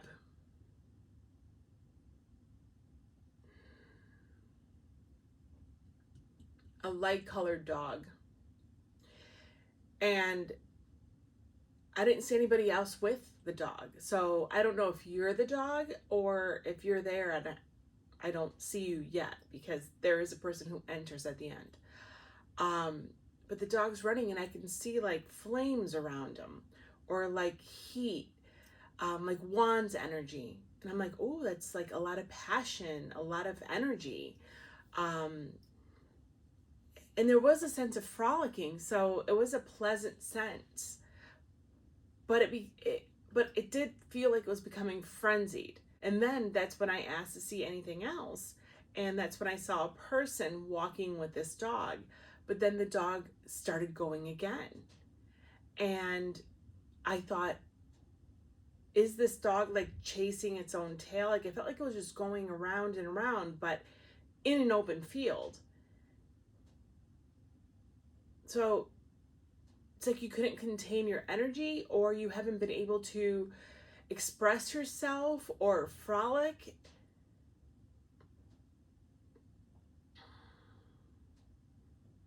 Is this a friendship? Is this... It's like pent up energy. That's what it is. It's a lot of pent up energy where you do get to expel it, but maybe then it feels like it gets out of hand because there's so much of it.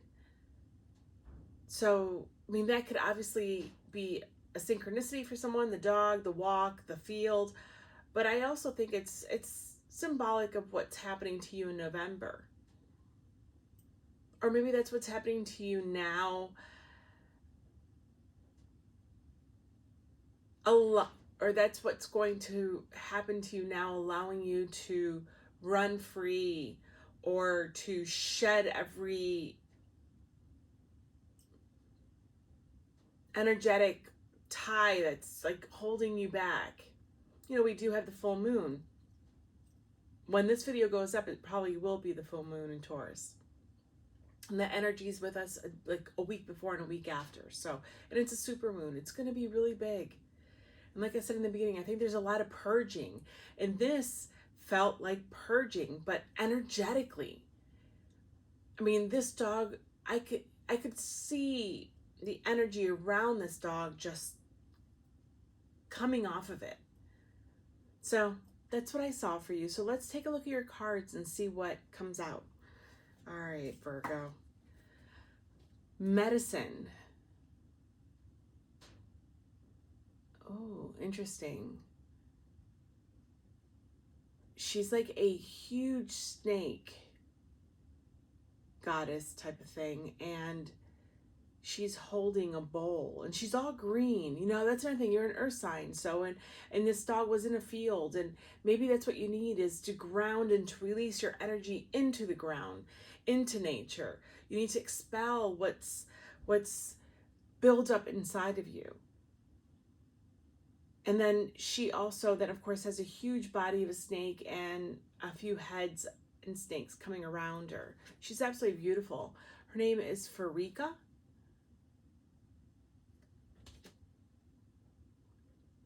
Yeah, it's the shedding. Like, what would she be doing? It's the medicine is shedding this excess energy.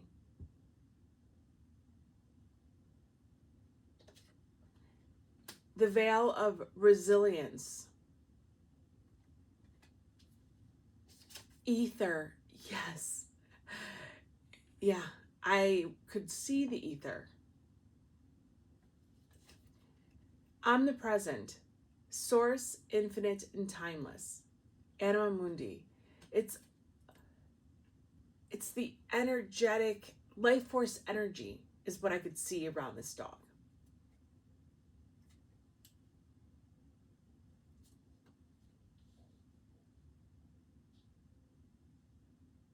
Maybe the resilience for you, Virgo, has been you holding it all in. Like you've been the vessel and you've kept it so under wraps that it's time to open that lid and let go. Let it all out. But but the lesson here is that you actually have to do it, because it's not going to just come off of you or release from you. There is an action that you're going to have to take. Boundaries. Self-care is not selfishness, it is growth.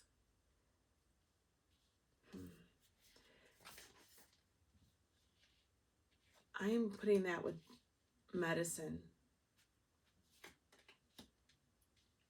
Then you have the Temperance card with the Veil of Resilience. The Knight of Hazards, which is the Knight of Pentacles. Under Ether. And then you have the Moon card. And I was just talking about the full moon. think the full moon is extremely important right now in this.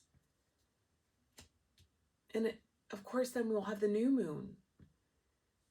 I think the lunar influence is going to be major in all of us. But there is something here, Virgo. Oh, okay.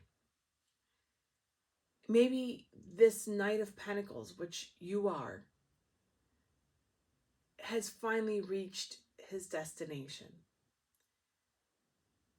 All this hard work and caring of everything that you've been carrying thus far, it's time for you to arrive, put down your wares, and be done.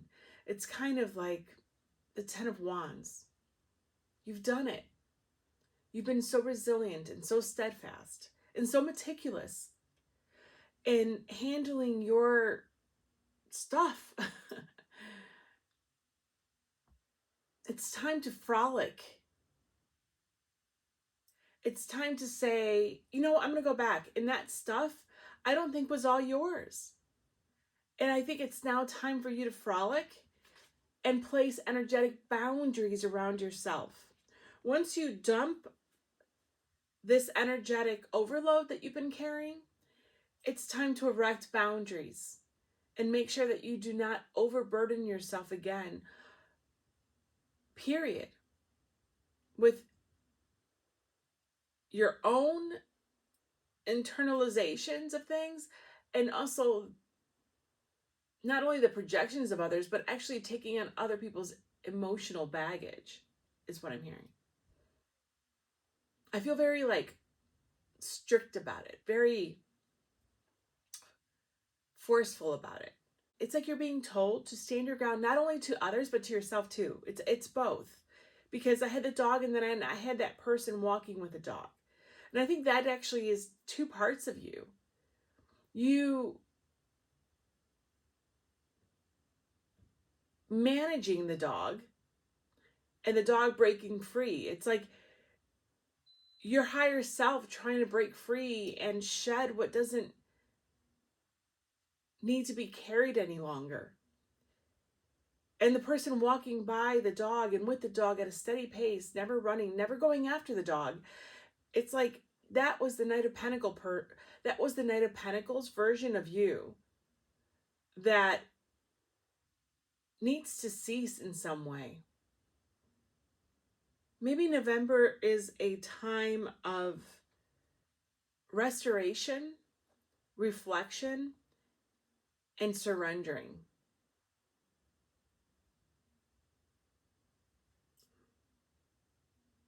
And putting limits on yourself.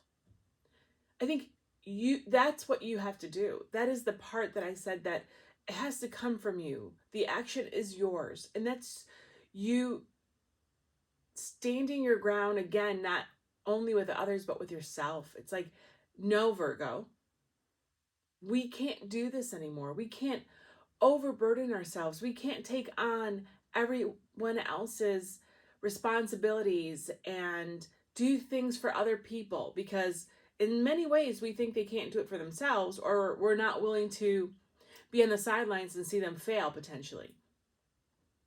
Sometimes you have to let other people fail and let other people learn, because that's how they learn. That's how they build up their own resilience, just like you had to. And this could definitely even be a parent where you don't want any of your children to go through difficulties or any difficulties like you've had. But I think sometimes perspective can be lost in that, because not everything that you went through in your life was traumatic and utterly detrimental to your life.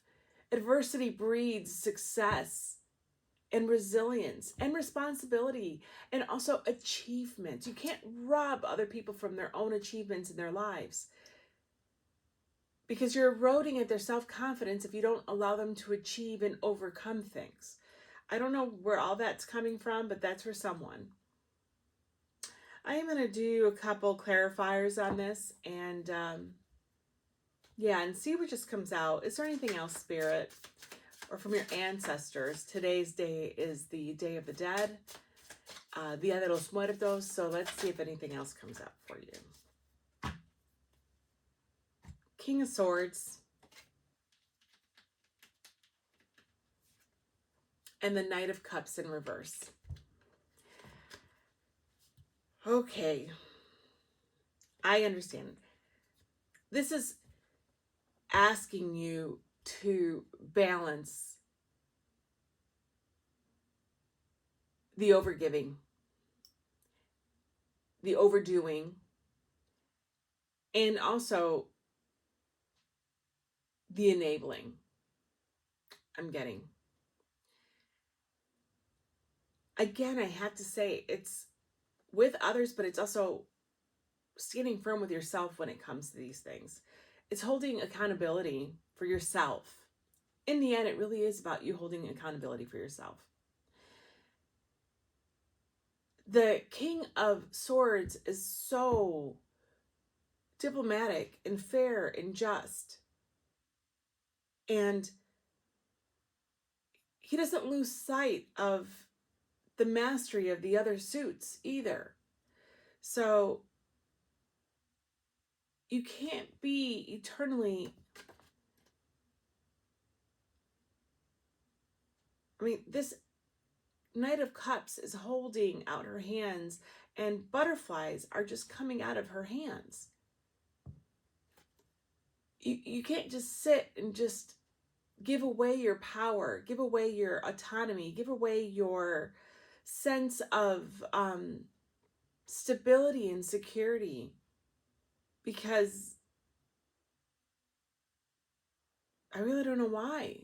Is it because that's what you think you should be doing? Is that because you want to be seen that way? Is this part of your own self-identity? Is this in turn part of your self-worth? Because if you do for others, you will, love yourself more or think better of yourself, but in the end you really don't because you're so exhausted. That there is something here for this Virgo collective of pulling in back your power, of not allowing your emotional boundaries to be so porous, and there's a call for you to be more just and fair with yourself.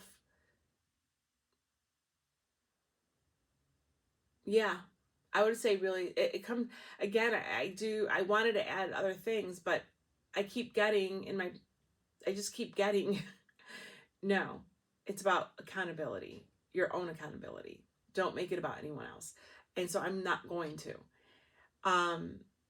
because in the end, this is kind of tough love, like in the end, there is acknowledgement. I mean, there is the need for acknowledging that we are the ones that teach others how to treat us, and including ourselves, though, including ourselves. All I'm hearing is like, you're judging yourself if you're not taking on the world.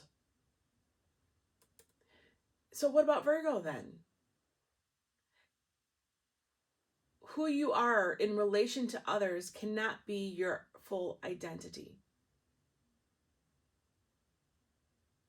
And that's the lesson you're going to be learning. And that's what you're going to be shedding. Those needs to be acknowledged, to be seen as those needs that are put upon you by others, but also by yourself, will be shed in the month of November. Or should be shed, honey, in the month of November.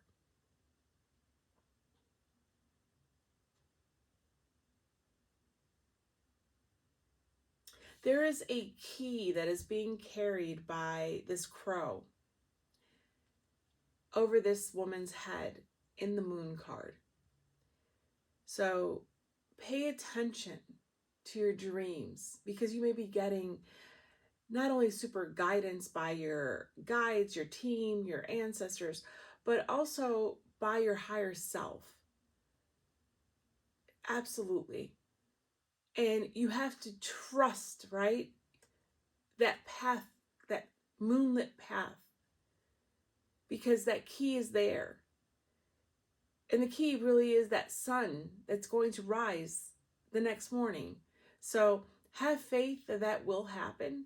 Have faith that you can get through the awkwardness and the growing pains from erecting boundaries and standing by your boundaries.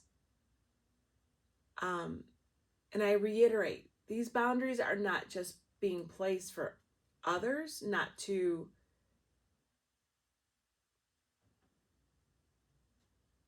take advantage of you, but also for you. They're being placed so that you won't break your own boundaries, so that you can show up the way you want to show up for others. You show up for yourself, where you put your needs and your self-worth,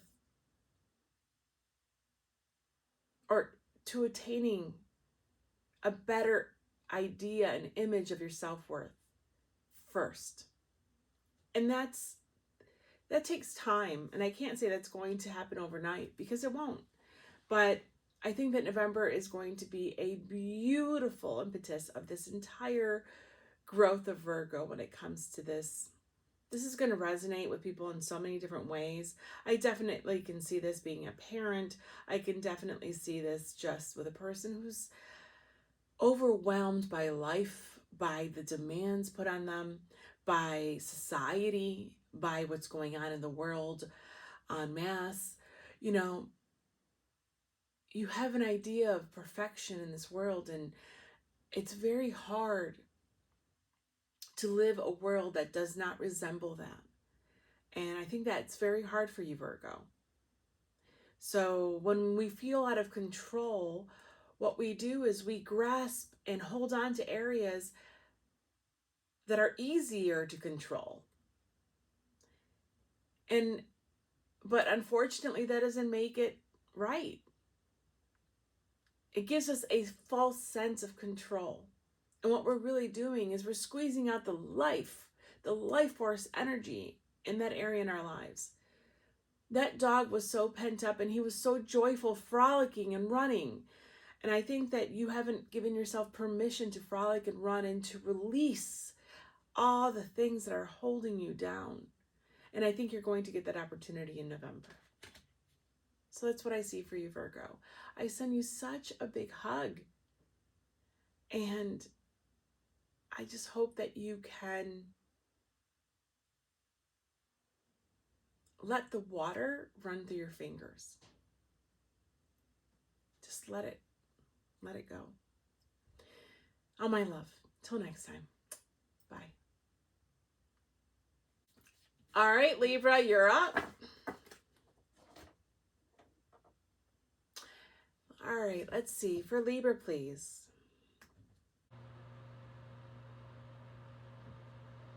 So Libra, all I saw was animals. I saw a cow.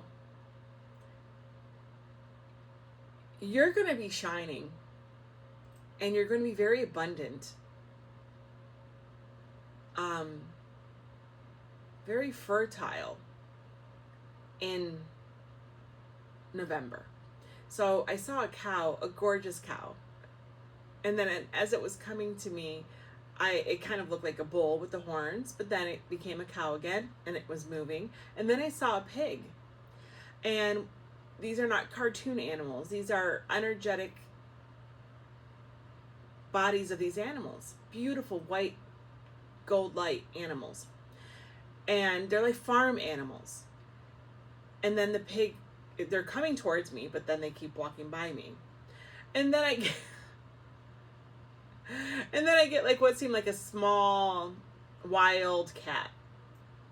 And then I see that wild cat become just an ordinary house cat, but happy as can be, walking right by, like the images of these enormous animals walking by. And he is just like walking by, happy as can be, shining. And I'm like, oh, that, yeah, like confidence oozing from this cat. And he's like, yeah, these enormous, maybe he was corralling everybody. You know how sometimes farm cats like have, I don't know, they think that they're in charge of the farm and they take care of the other animals or try to herd the animals. Yeah, that's what I felt like this cat was doing at the end. In the distance, I did feel like I saw an elephant, a really large animal, but I couldn't get a clear picture of that animal. But there is abundance. I mean, cows are sustenance, their nourishment, their abundance, they're divine. They're divine gifts, they're divinely led. They're sweet and they're giving. You know, I hear the milk of human kindness. You know,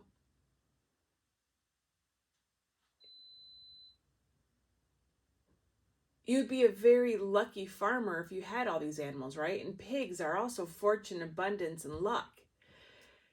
So that's what I feel. I feel like you're a very fortunate farmer. And you have a cat that is just, but I really felt like you were the cat in the end. I didn't think you were any of the other animals, but you were that cat herding its farm animals. It's collective. It's family. Like it knew how lucky it was. And very confident, very sassy. Yeah. You're going to be very lucky, very abundant, very fertile in the month of November. And that's amazing. Amazing. So why don't we take a look at your cards and see what they have to say. Reincarnation. That's hilarious. With Tartix River. I'm not familiar with all like the characters and things in Magic the Gathering role-playing game. In the Magic the Gathering role-playing game, but I'll say the names just in case. So reincarnation, I think that you are, again, you're coming into a new stage in life of abundance, success, luck. It's that pig.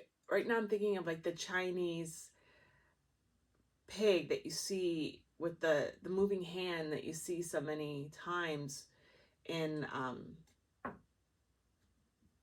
shops, but that's also a cat, but I don't know why I'm getting that. It's like you're bringing home the bacon, and I don't like saying that. But yeah, it's something like that. You're hitting the jackpot. You are becoming a more successful version this month, and that's amazing. Job well done. It's like you're reincarnating into like a boss.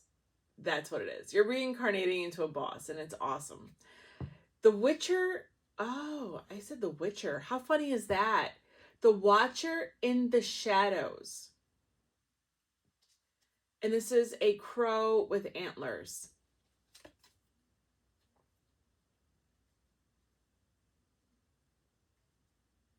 Maybe you've been waiting. It's like you've been waiting for this. You've been waiting to see it come through. Okay. The Sun. Holy moly, guys. All right, I'm going to read you some of this. This is from my deck. Ruled by the sun, yes.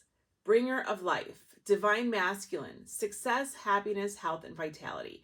Harmony, burning brightly, clarity, exposure of truths and details. Spotlight, child, and children. I think that you are going to be in the spotlight somehow, some way. I mean, that cat was, like I said, the cat was fabulous. That's awesome. And then you have, wow, the Raven Spirit.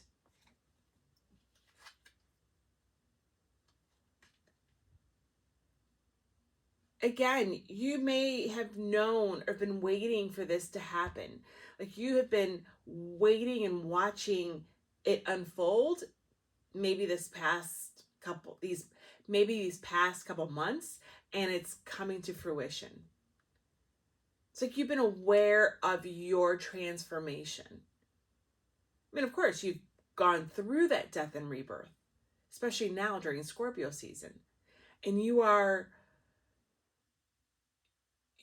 feeling the tide change in the month of November.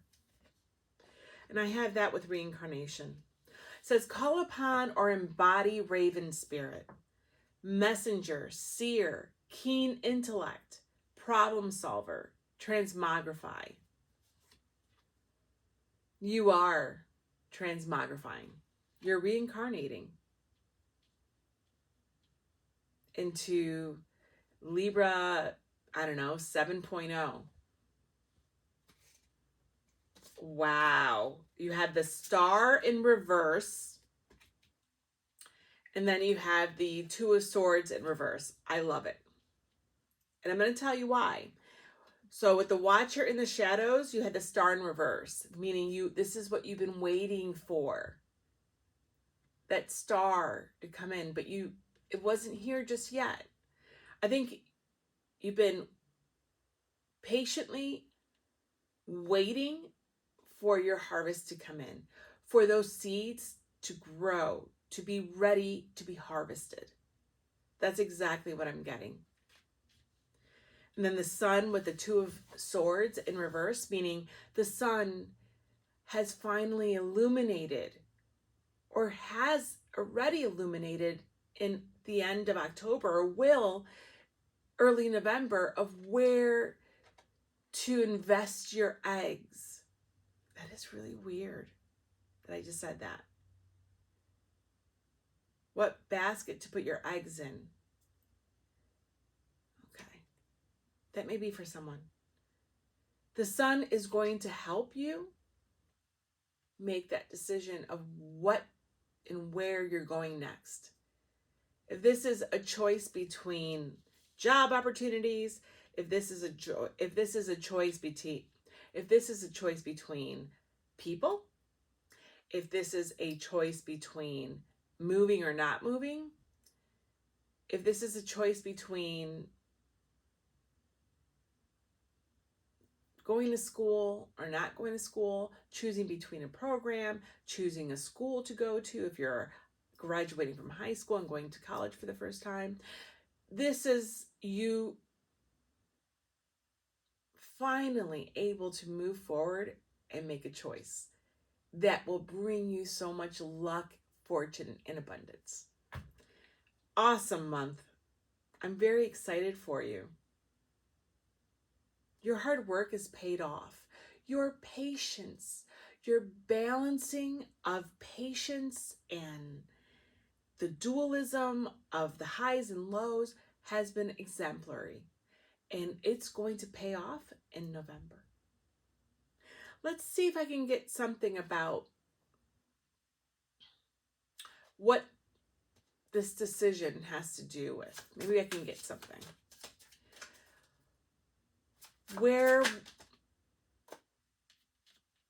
That was fast. Three of Pentacles. It's who to align with. This could be a job. Holy moly. This is everything I just said. This could be a job. It could be where you want to dedicate yourself for the next 4 years. If it's choosing between a program, it's choosing between people, industries, companies that you want to build your future with, where you think that your skill set will be the most valuable and be seen and lauded. Yeah. That's really cool. I love it. It's like as though finding people who are going to help you. It's finding that team that you feel comfortable with and that you desire to be with them.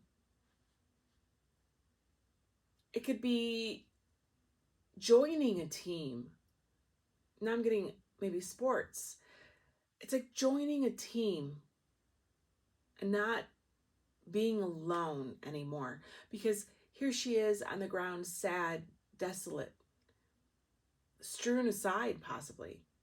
And these two come and find her, and they're saying, let us help you, join us, because we are better together. And I think that's what you're going to find. A place where you are better together with that group that you are choosing now. Bottom of the deck, we have, this is freaking crazy. The sun.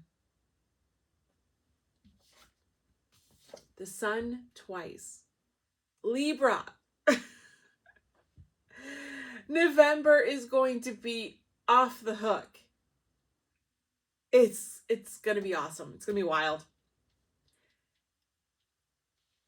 You are going to feel happiness and satisfaction that you haven't felt in a very long time. Double sun. You're going to feel like the sun is shining on you. And that is such a delicious feeling. All my best. I wish you so much luck and enjoy it because it's so well deserved. Bye. Scorpio, you're up. It's your season. All right, Scorpio. Let me do a short meditation and we'll see what we need.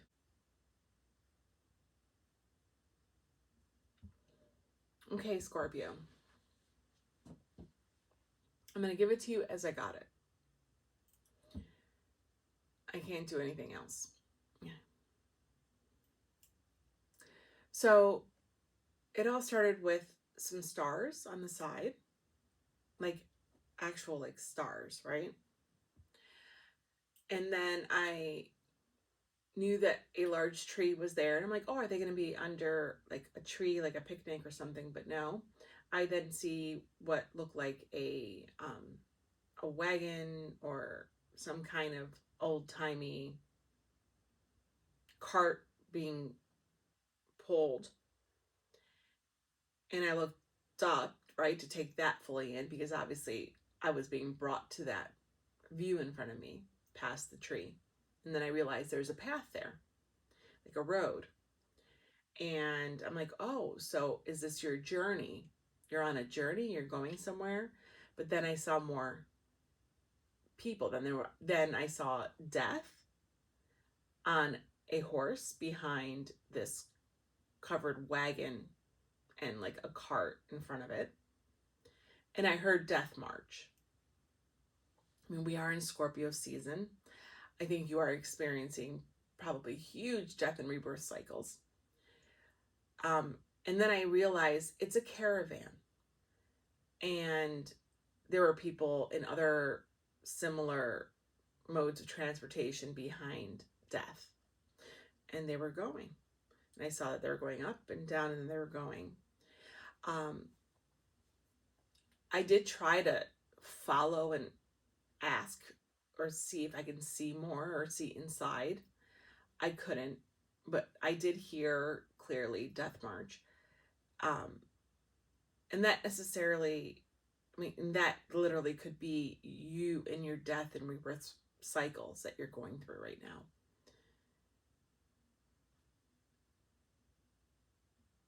And then when I finally pushed myself kind of into the caravan, into like the line of horses and things, I don't know, like carts and wagons and stuff, I could see very clearly that the path, the road that you were all following was lit up. And I'm like, oh, they're being guided because it was getting dark. And I'm like, how are they going to see where they're going? And it was lit up like yellow, white light. So that you're being guided and you are aware of the path that's in front of you and you are solemnly following it. Even if it's difficult and even if you don't want to, but you know this is the right thing for you. Because I do see you as death. Because it was so prominent. So I see you as death. And it's like you accepting the end of something. I'm trying to tap into death specifically, not the whole caravan.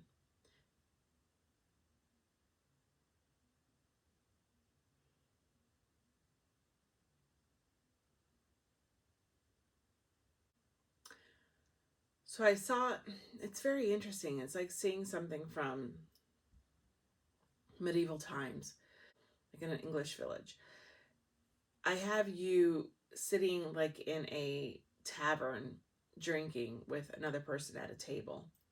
And then it pulls out, and then you are on your horse again, and you're just off by yourself, running over like a bridge, a stone bridge, over shining, glittery water, because of course it's nighttime and the stars are shining on it. Like as though you had your final goodbye or your final celebration with those people, and then you were on your own. Like it's a solo trip. So maybe that's what you've been doing. Maybe you've been hurting and you've been protecting, or you've been part of that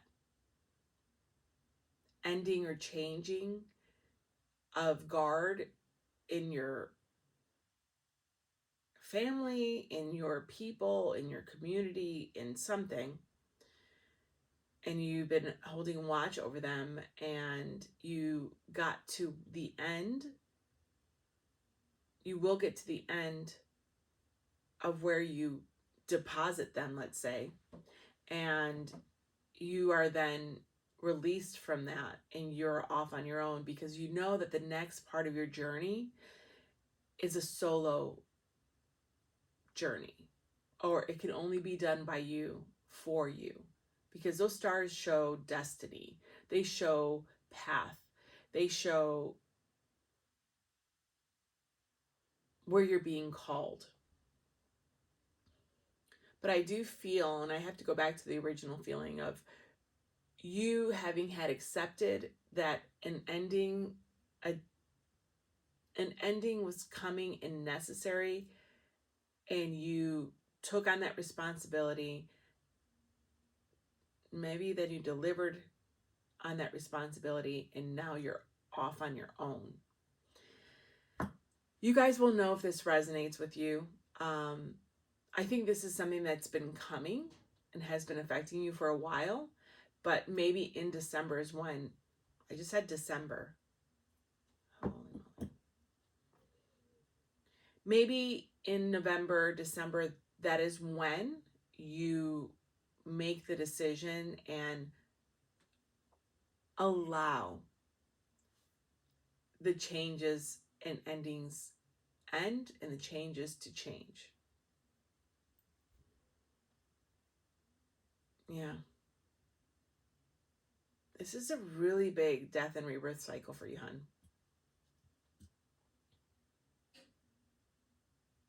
But I feel like it's like, you know, it's the right thing to do, and it's right for you. Even if it makes you sad, even if it isn't how you wanted things to be, it's you understanding and accepting that it's the best thing for you. And it can be with this full moon. This could be you surrendering to it very soon, because the full moon is like now.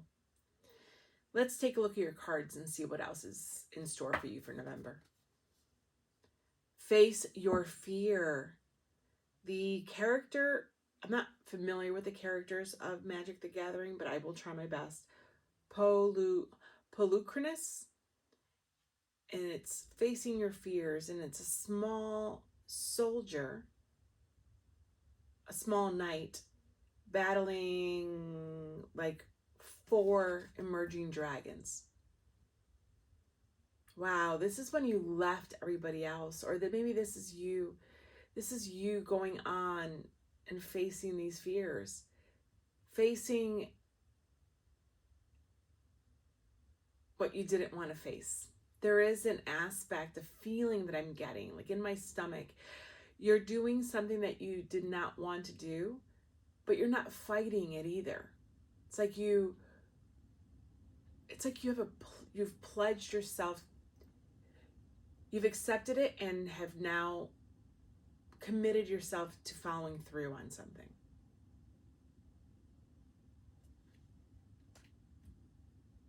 And it's one against all four. It's like death on his own horse in this caravan of people, of a community.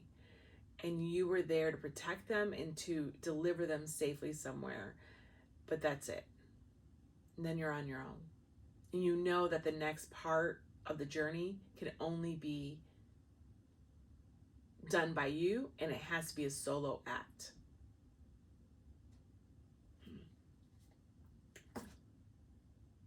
The Silent Night, again. Thank you, Spirit. This is exactly what I've been feeling. The number 8. Even his look, his face is so resigned. And that is what I was getting from the feeling. It's like you solemnly have pledged yourself and just accepted what is, and you move forward with it. Something so dignified in what you're doing. Even if it's like breaking your heart or hurting you or disappointing you, you're doing it.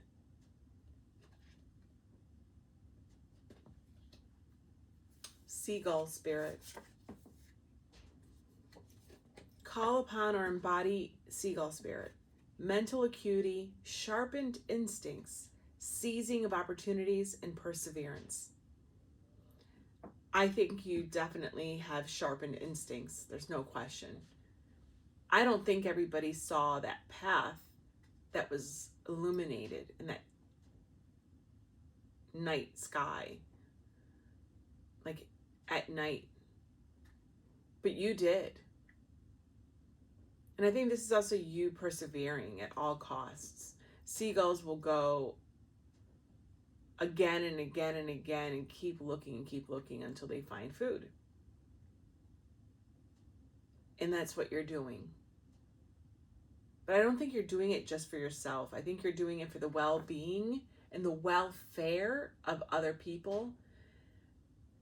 Maybe even as a priority first, and then you leave them to fend for yourself, right? Facing your own fears and deciding, I need to seize the next opportunity for me because it's my turn now. I've done what I've had to do. I fulfilled my obligation, my commitment. Now it's me moving forward. The Lover's card. Yes. Okay. And then the Chariot. I'm not clarifying anything. This is beautiful. It's beautifully given. I do think it will be difficult for you, and that you've been going through, I think that you've been going through like an emotional roller coaster lately. And I think that roller coaster is coming to an end. The Lover's card, of course, could be you with someone else.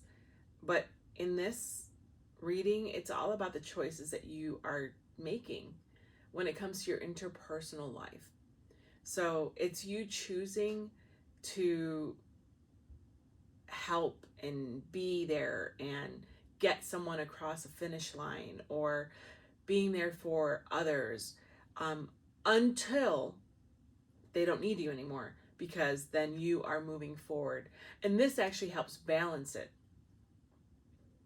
This helps balance you emotionally, seeing whatever it is to fruition, saying goodbye, having that one last celebration, having that one last moment together, and then you can walk away balanced and at peace with how things transpired and ended and finished. This can resonate in many different ways. I am going to leave it there.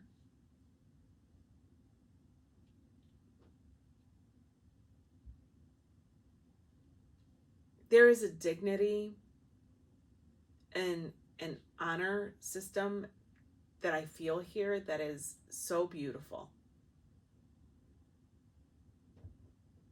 And I don't think that you even live by these codes so that others can see them. I think they're your own personal code. And I'm really in awe of it. And I feel sad, I feel emotional. But Scorpio, especially in your season, you know where you need to go. I think that the world, the universe is speaking to you very clearly, and you are picking up on everything it's putting down. And as long as you follow that inner compass and you do what you think is right, you're going to be safe, sound, and on your dharmic path. And that is what we're here to do. I wish you so much love, compassion, and success on this new adventure. Till next time. Bye. Sagittarius, you're up. For Sagittarius, please. All right, Sagittarius. So I saw a canopy bed, and the canopy was actually quite elaborate and very, like a lot of frosting. It had like tassels around the entire top part of the bed. At first I thought it was like someone was hiding underneath the bed with a bed skirt with tassels, but no, it was actually the top of the bed. But it was very kind of closed on the person laying inside the bed. Like it felt like it was a mouth that was kind of closing on the person that's sleeping in the bed. And I'm like, this person's hiding away, or it's shying away from society, from the world outside, right? And it felt like, is that bed going to close completely on you and just swallow you up? Is it a mouth? But it went like down to here, and that person was cozy underneath all the sheets, underneath all what blankets and everything, in this heavily adorned canopy bed that essentially was protecting them or cocooning them against the world. But I also felt like there was a problem. Like you were hiding because the world was too much, or things were too out of hand for you. And there was a sense of sadness. And I just want to say, if you do feel that way, I really do think that there are so many amazing healthcare professionals out there that can help you with that. I do want to say that. You are worth it. You are absolutely worth it. And I think that's something that if you feel that you would like to get help with, I think you absolutely should. I think you could start with your own physician and move and go on from there. Okay. So then I was outside, and it was winter and snow. And then I saw a very large train, like the Orient Express. And the train was just going, and you can see the puff of smoke and everything. And I'm like, okay, well, this person got out of bed and now is on a train. Maybe that's what you were avoiding and not wanting to do. Like maybe you have travel or a plan or a new adventure or a new journey or a decision that you need to make and go towards, right? A new life to start living. And that's what you were scared of, which is very understandable. I didn't see you anymore. It was just the train. But it's going around mountains, snow-covered mountains. And I found myself looking at every single like mountain to see, okay, are we going to be going through like a pass through a mountain? And that's when I realized I was looking to go through the mountain, but realizing at the same time that no, this journey has to be completely going around the mountain. There is no shortcut through the mountain. It's about going through, there's no mountain pass. It's around the mountain range. And And that's very telling. So that brought me again to, you feel like you're going up a mountain, you feel a blockage, you feel like it's a lot of work, and maybe the reward is not worth all the work that you need to put in. That, because I didn't think that you weren't going to get to your destination, because you are. It's about, so the block is not where you won't attain your dream or you won't get to the end. It's about you not having a shortcut available to you, and that's all you want is a shortcut. It's like you want to get through the tough bits immediately. Like you want to fall asleep, right, in bed and wake up at the end of that line. And I'm getting that's not going to happen.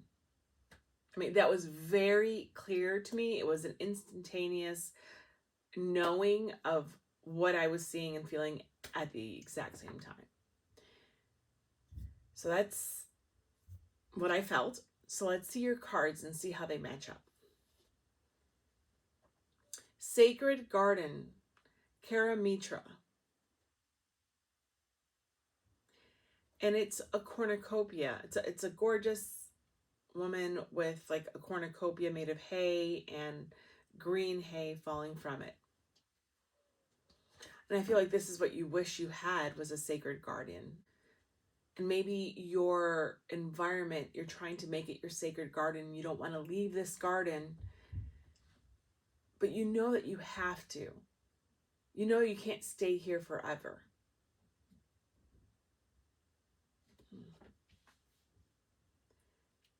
The mask of truth.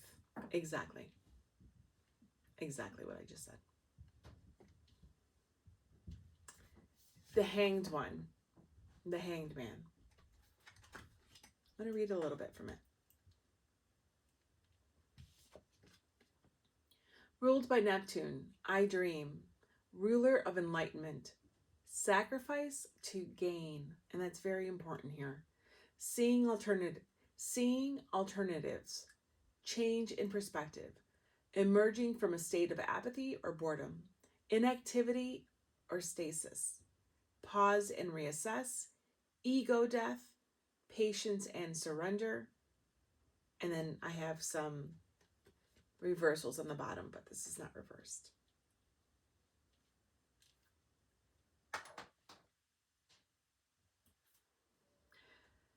Six of Cups with Sacred Garden. Yep. The Fool with the Mask of Truth, and the Four of Wands with the Hanged One.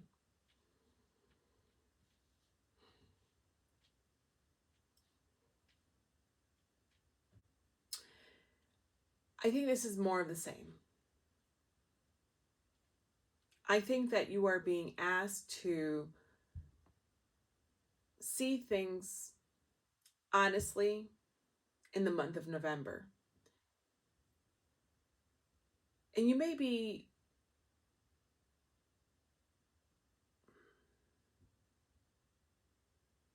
and maybe that's even dismantling illusions that you have created and lies that you have spun for yourself to make you think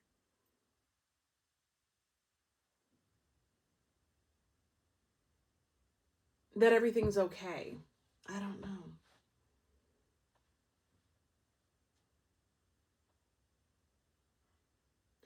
This is you breaking out of a delusion or an illusion that you've created around in your four walls, in your home, in your sanctuary, and dispelling it so that you can successfully do what you have to do, make good on your responsibilities, move forward, get to the other side of that mountain. It's like you saw that mountain, you saw the blockages, you think they're so insurmountable that you're like, yeah, I'll just stay here. All right? I'll just stay here. Yeah, I know I should be getting to so and so. I should be getting to Z, but I think F is fine, right? Because it immediately overwhelmed you, and it immediately kind of threw you for a loop.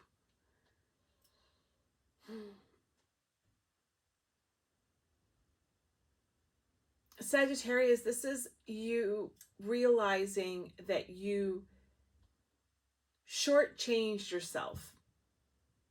What you have accepted and what you have built a life around, or again, yeah, it's an illusion. It's like you built your own. Oh God, what is that show?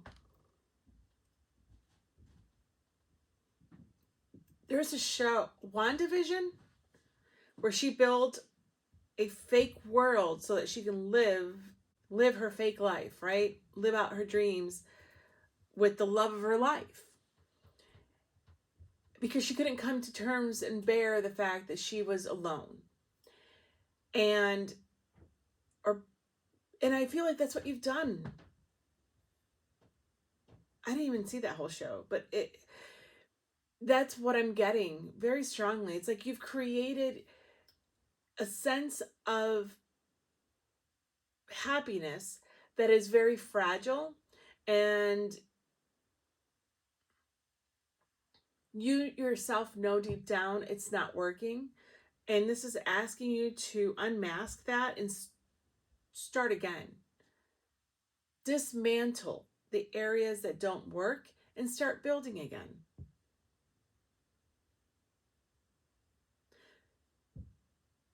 This is also asking you to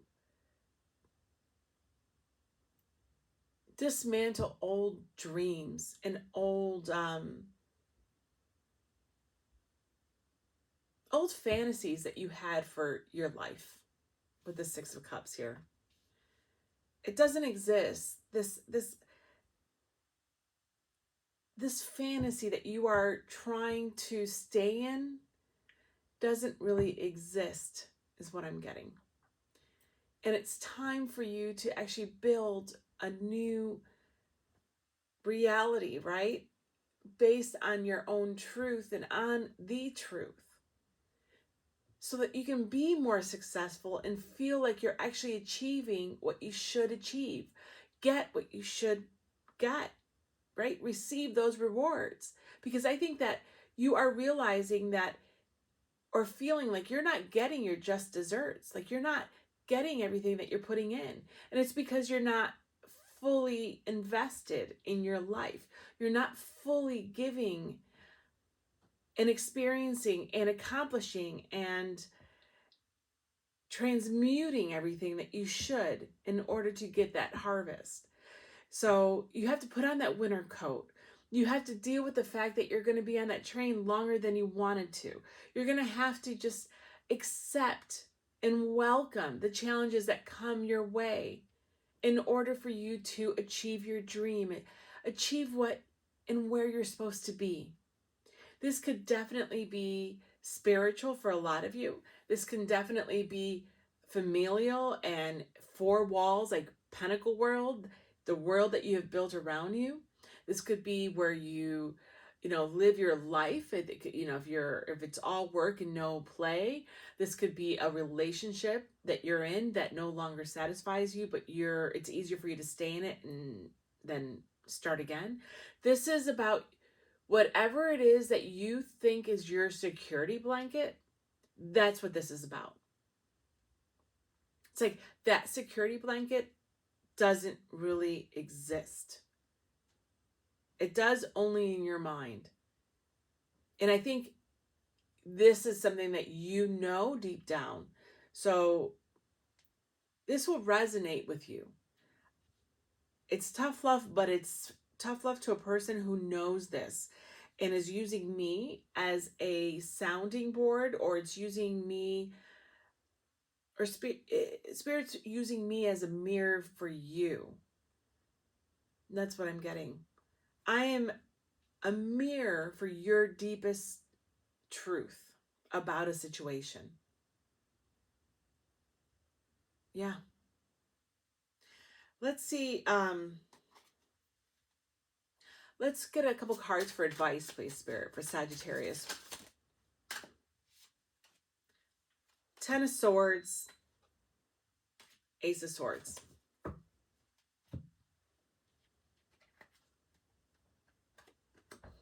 Ten of Swords, Ace of Swords. It is time for you to put to rest. I'm sorry, the word is illusion.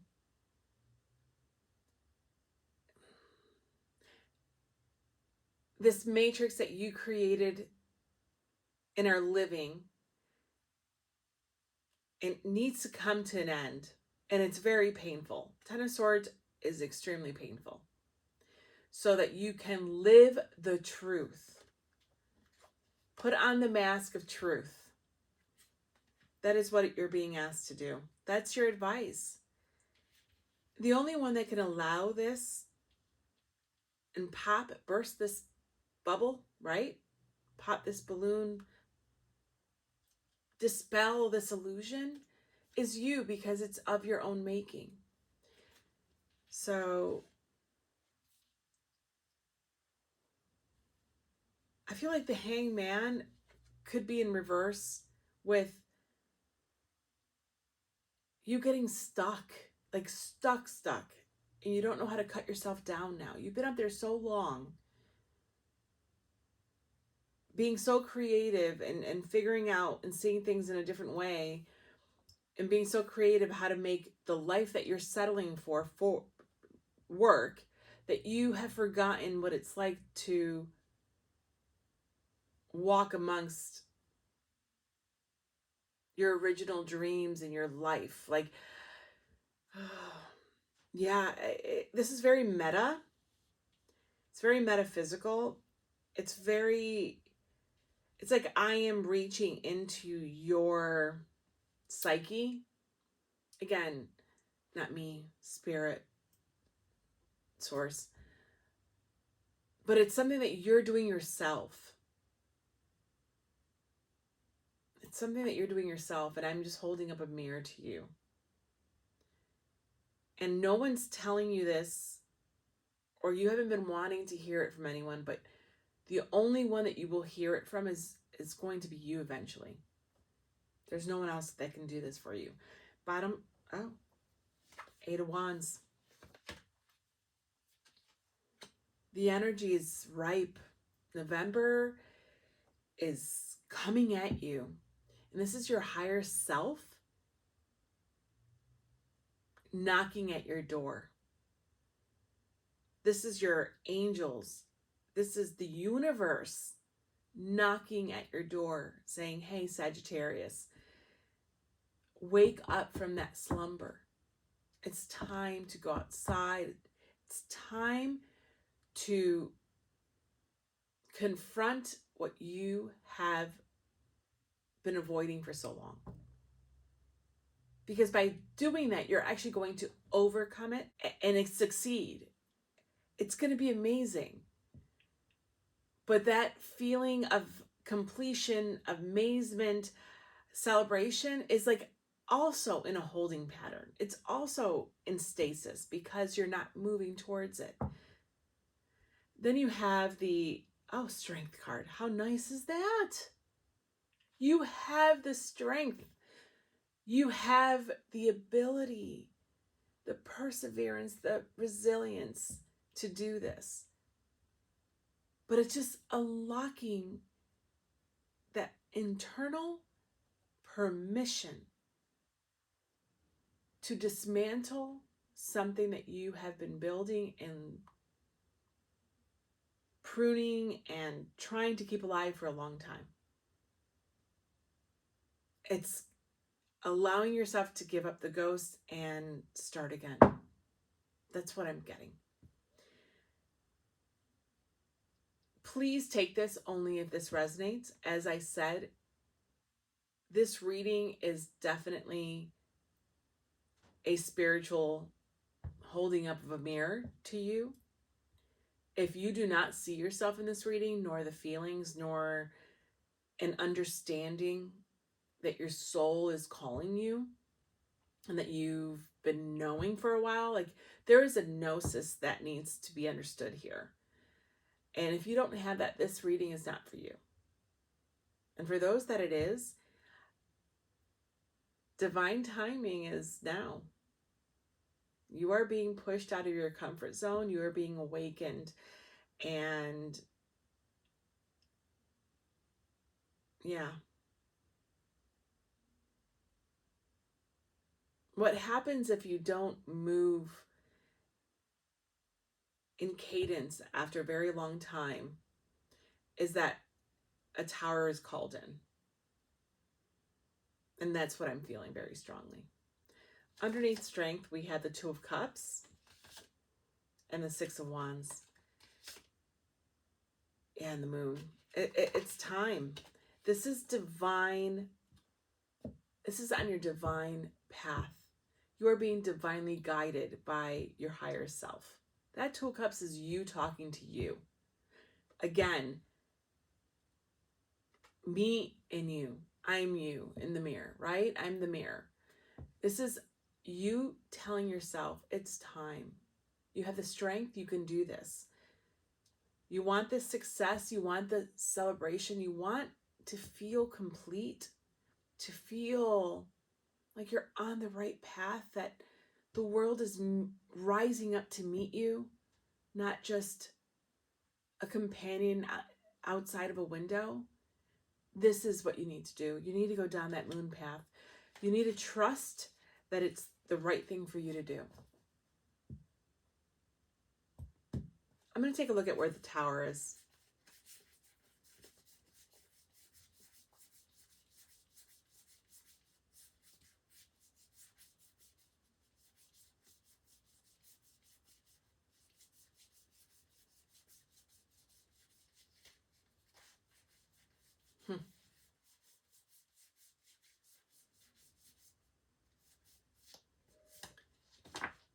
The Tower is with the Ten of Wands and the Empress.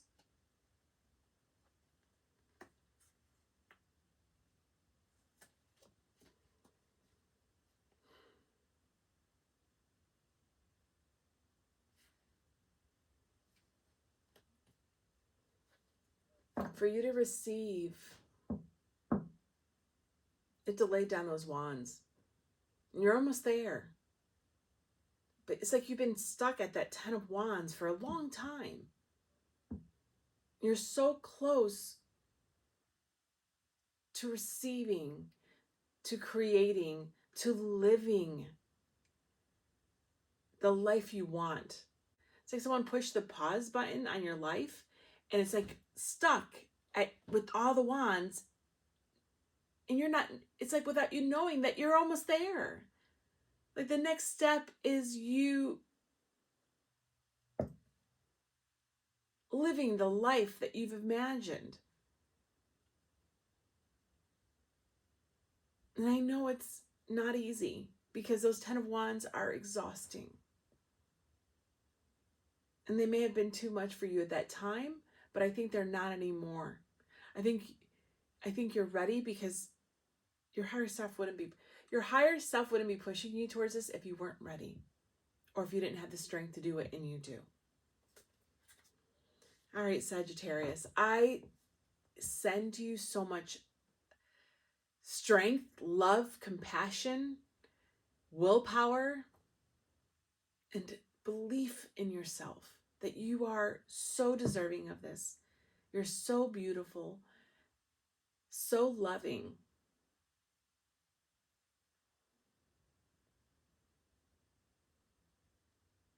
And extremely capable of doing this. So go for it. All my love. Bye. Sagittarius, I'm back because as I was putting these together and shuffling, these two fell out of the deck. They just flew out. And It's the Devil in reverse with the Ace of Swords and the Nine of Wands. But all I saw was that you're being given the sword to cut yourself loose from these attachments. The stuckness in this Devil card. Yeah. That's all I wanted to say. I thought this was really poignant in the way that they flew out while I'm trying to pick everything up. So, all right, bye. All right, Capricorn, you're up. For Capricorn, please, Spirit. So, I saw a canoe, and it's pitch black at night, and I'm standing here on the land, and a canoe comes out of the water, right, coming towards the edge, the shoreline, and a person comes out, and it was a man with a cloak, and he gets out of the canoe and pulls in the canoe. And immediately I'm like, oh, like the Six of Swords, you've touched land, you reached where you had to go. But then all of a sudden I see him walking, and he's also pulling like a sword on the ground, dragging it, because obviously it was a very long, tiresome trip. But I also realized he's also carrying someone. And I heard like carrying dead weight. And I'm like, oh, so is he saving someone? Was this person on the canoe with him? I'm assuming the person was on the canoe with him. So it's like dragging your past with you when maybe you should have left it behind, because this dragging of dead weight was very like loud in my head. But you take that person with you, from what I see as a person, and you get on a horse and you just book it. And this is in the middle of the night. And then all of a sudden, all I see are huge, enormous trees. It's like you're going through a very thick forest, but it's definitely winter. There are no leaves, and all I see are like just the outlines, the black outlines of all the tree branches from up high, and you're going down here very low, and you're trying to like going through, trying to maneuver your way through. And I'm like, wow, that's a very thick, dense forest, and I don't even really know if there's a path, but I saw like there was like a black dot at the end. I'm thinking, is that like where you're headed? But I tried looking down, I tried to go down there to see if that was like a cottage or something down there, and I couldn't move because of the branches and the trees. So all I knew is that you were moving. And then I tried to pull myself and see if I can get anything else. And when I kind of went back in, all I had were branches all over me. So it's difficult where you're going. Are you making things more difficult carrying dead weight with you? Because it didn't seem loving the way that you lugged this body with you, right? Or lugged whatever it was with you. It didn't seem like you were trying to save this person and quickly get them on horse and take them to somewhere of safety or medical, like an emergency situation. It didn't. It felt like you just were like, you yourself are exhausted, but you also then decided to lug this person with you too. And I don't know if it's because you felt an obligation, or you felt like you had to take this person with you, or again, like as though if I have to go back to the fact that the first thing I thought was Six of Swords, and that you were finally reaching where like the promised land, where you're supposed to be going, like your new future. But you decided to also carry with you like some really heavy baggage that necessarily shouldn't have come with you on this new journey. So instead of you getting a clean break, maybe even have reached your destination sooner without that added weight on that canoe, because it's not a ship, it was like a canoe, you would have reached your place maybe sooner. You would have not been so exhausted, and maybe it wouldn't have been at night, so you could see where you're going. Like, I could see the ripple and the domino effect that you taking this quote unquote body with you has had in your life. or will have in the month of November. So I don't know if this is you realizing that you've been carrying parts of your past that you should have left behind, number one, or if this is you finally feeling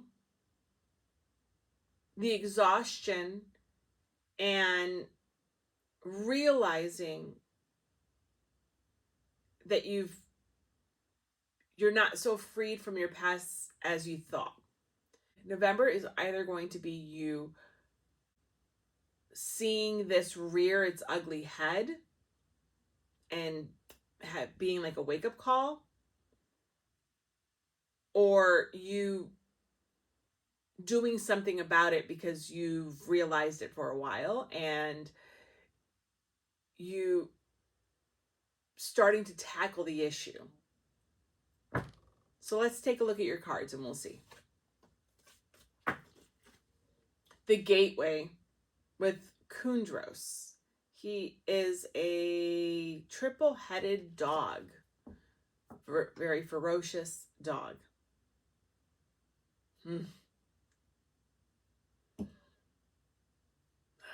It's like your stubbornness. I just got defensiveness from you. Like as though your stubbornness potentially is blocking your own gateway to your happiness, your attachment, and not wanting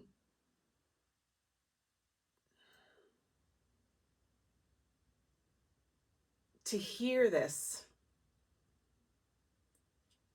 is blocking you.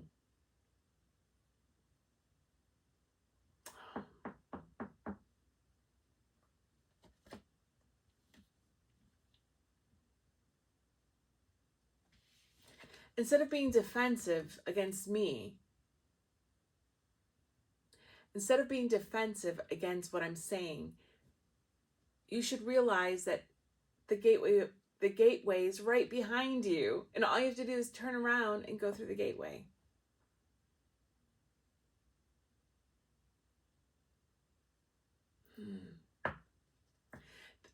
Yeah. The Enlightenment. Thank goodness. Okay. The Enlightenment. Okay, I feel much better. Number 22. You're building. Okay, you're figuring it out. Clairsensitive.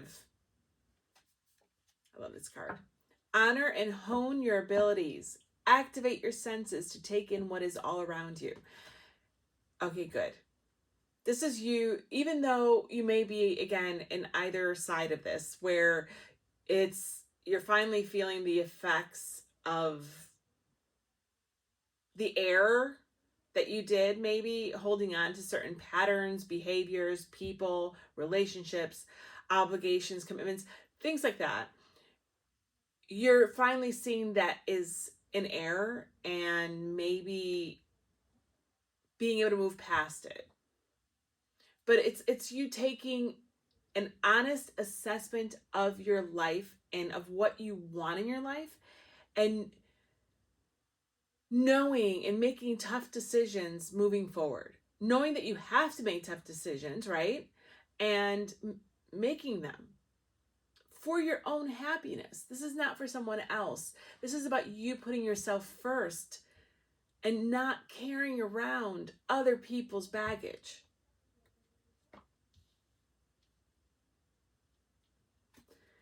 Then we have the Lovers. Absolutely. This is to do with other people, your relationships with other people. With the Enlightenment, we have Justice. I love it. You are balancing your heart and mind. Ooh, heart, mind. You are balancing your heart and mind, and you are going to Two of Cups. You're going to choose yourself. I see the Two of Cups as divine play, divine order, divine union with yourself. And especially with Clairsensitive, this is your intuition. This is your higher self. This is you listening to your true needs and your true path moving forward. This is you choosing yourself. And even though it's hard, even though it makes you feel bad, even if it goes against what you have, stated in the past, there's a moment when you do have to choose yourself and your success and your future, instead of trying to please others or trying to keep others involved in your life that no longer either have a place in it or no longer have a say in what you do in your life. This is really intense. It's awesome. It really, really is. I think this is going to be between the full moon and the new moon. You're going to have some big epiphany, or something it's going to be the straw. You're going to have there's going to be the straw that broke the camel's back situation, and you're going to have to decide. You will.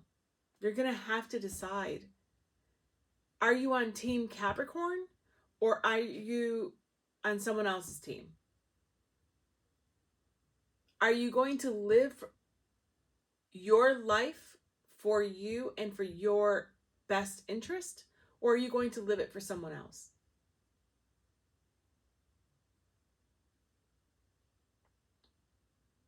This is you assessing and figuring out who gets to go through that gateway in your life. The gateway is your life and your future, and who doesn't.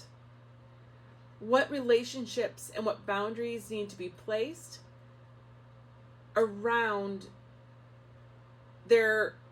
people's say in your life, people's projections in your life, people's, yeah.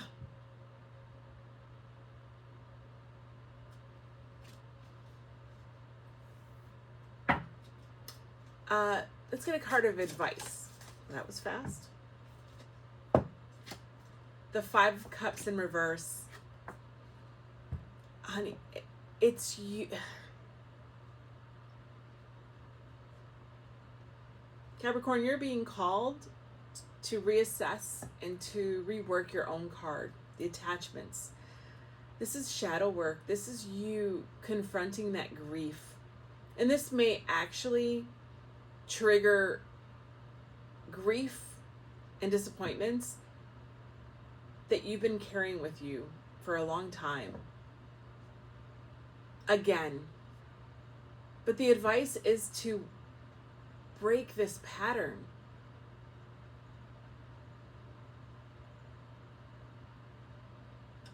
You can't have all 5 cups. You can't.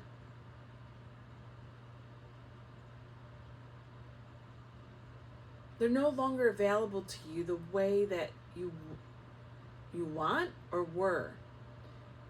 You can go back to the 3 of Cups, or you can choose the 2 of Cups over here. I feel like they're going to be disheartening. This is a very matter-of-fact feeling. I don't really know if you're going to... What's at the bottom? The moon.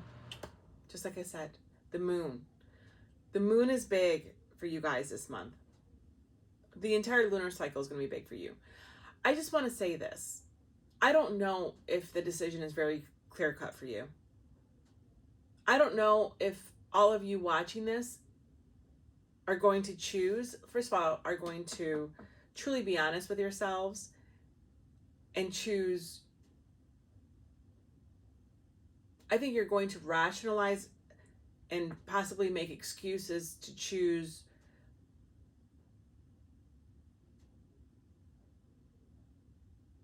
a path of least resistance. I do. And that's okay. Not everyone's ready to make these huge decisions. Not everyone's ready to choose themselves on the first time or second time. Maybe this is not your breaking point yet.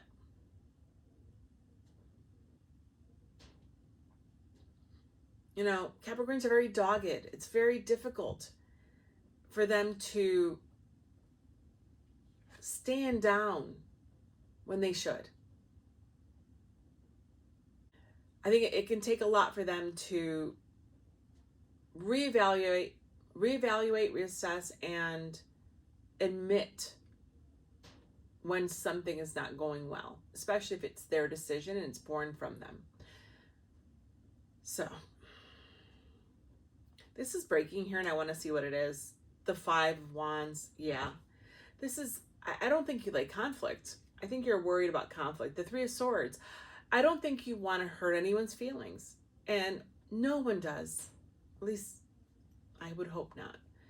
And I think this is what's either going to, I think this is what's going to keep some of you from not making a decision that's best for you because of this. Because you don't want to hurt someone's feeling and you're not ready to break someone's heart yet. Yeah. And that's okay. I'm not here, my readings are for you. And I want to focus on you. I think some of you will choose you and see that it's time for your success and your successful new life and new path that you're on, reaching this new shore, right, with that canoe. You have to drop the excess baggage because you have to travel light. You need to rebuild somewhere else. You need to start fresh with someone else. You need to give yourself the opportunity to be successful.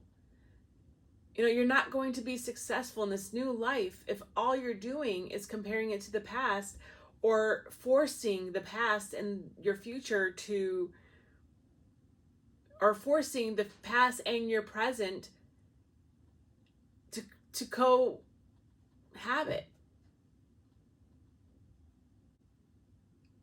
It doesn't always work that way. We want it to, but it doesn't. So, yeah, this is what I see for you, Capricorn. I think November is going to be a lot about going within, trying to find that high priestess in yourself. Listen to your intuition. Listen to your dreams. Yeah. And whatever you do decide, you're going to get there in the end. When things are done with kindness and love at its base, it's going to be okay. Anyway, I know it's going to be difficult, but you can get through this, as you always do. All right, my loves. Till next time. Bye. Okay, Aquarius, you are up. Let's see what we have for you. For Aquarius, month of November, please. Well, Aquarius, no people, all nature, spring, summer. The only non-tree or plant was a frog who was trying to, what looked like initially, hold on to the edge of like a crescent moon. And then it wasn't a crescent moon, it was like the actual trunk of a tree, and he was inching his way up. And I'm like, oh, wonderful. Renewal, cleansing, new life cycle. I'm trying to think, and I'm like, oh, but he's all sticky and he's, you know, making his way up this trunk. And then I look at the tree, and the tree is enormous. And it's a weeping willow. And then I just kept looking at the trunk. And the trunk was not normal, okay? It was like a surreal trunk. Like, it was, the girth was so enormous. Not like redwood enormous, like even bigger. It was just weirdly thick and enormous. And the weeping willow part, because it's so enormous, I mean, like the weeping willow branches and stuff kind of like fell like on a bowl cut around it. It was really cute and it made me laugh. But then it started swaying, like all of its branches are swaying. And then I look around and I see like a wheat field, or what I thought was hay, but it was, yeah, wheat field. And then some was like dried hay. I don't, like, I was out in the plains. Like, I don't even know where I was, but it was beautiful. But there was flattening of the wheat. Like, I'm just moving with it. There's like flattening, and I'm like, crop circles? And I'm like, wow, so something out of the blue overnight's gonna happen. You're just gonna, I don't know, everything felt so green and alive and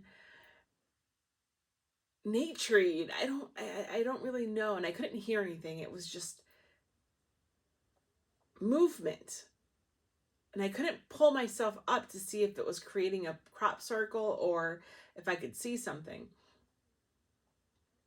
And then it was just the wind was what all I kept feeling and seeing. And everything is swaying. And then I saw another tree, and then another tree, and then there was another weeping willow tree. And then I see like this, I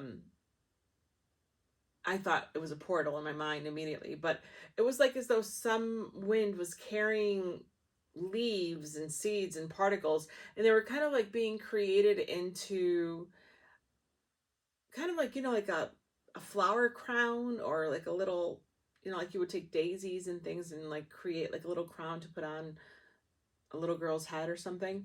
Well, it was being created like just in the sky above the fields, and because it was so windy, so everything was like kind of like, I don't know, combining to make this circle, this crown circle. And it then became like a portal. But I tried looking in on one side of the portal, but I also felt like I was flying or being moved around because of the wind.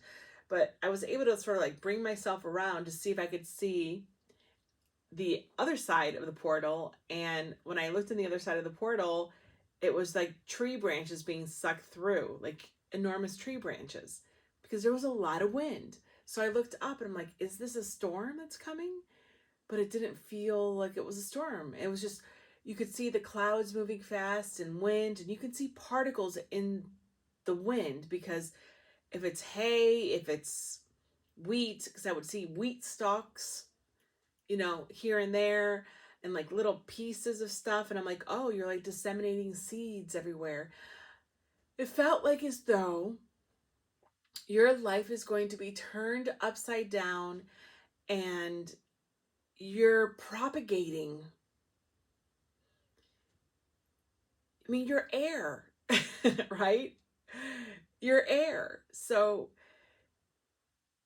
maybe you are the air. Maybe you were the air in my vision. Like you were controlling the environment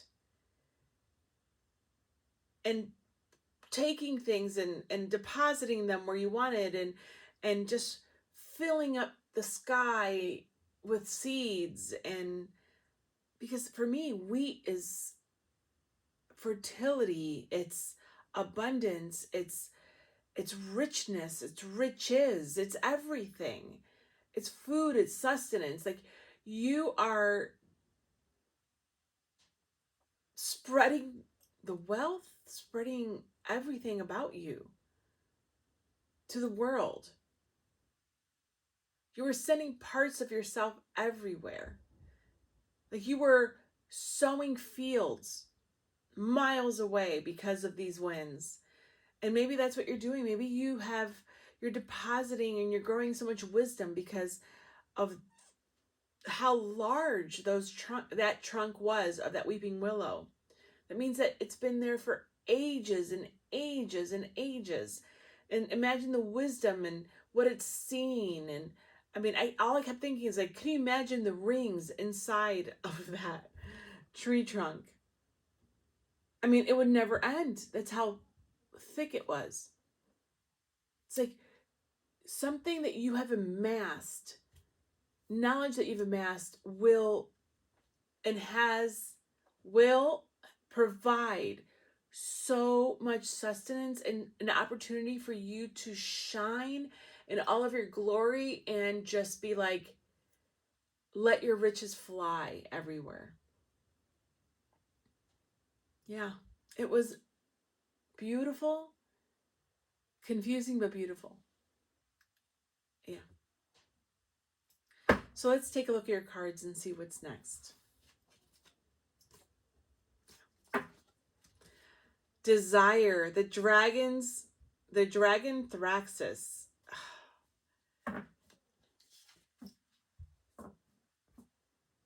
I don't think you were hoarding things like a dragon does, but it's the power of a dragon. I was going to say, I don't think I've ever experienced air. I've experienced, earth and water and fire so much in my manifestations. That's funny, in my manifestations. In my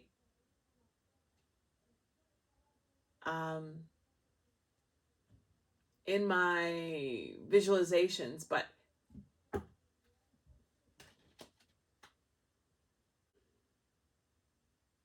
in my meditations, but never air like this. Never. And this is being in your own power. That's what dragons are for me. It is being in your own power. And November is going to provide you with the perfect background to be in your own power. Amazing. And I love it. Desire. It's like you're going to get what you desire. You're going to, like, your desires are going to apparate. Your desires will be fulfilled.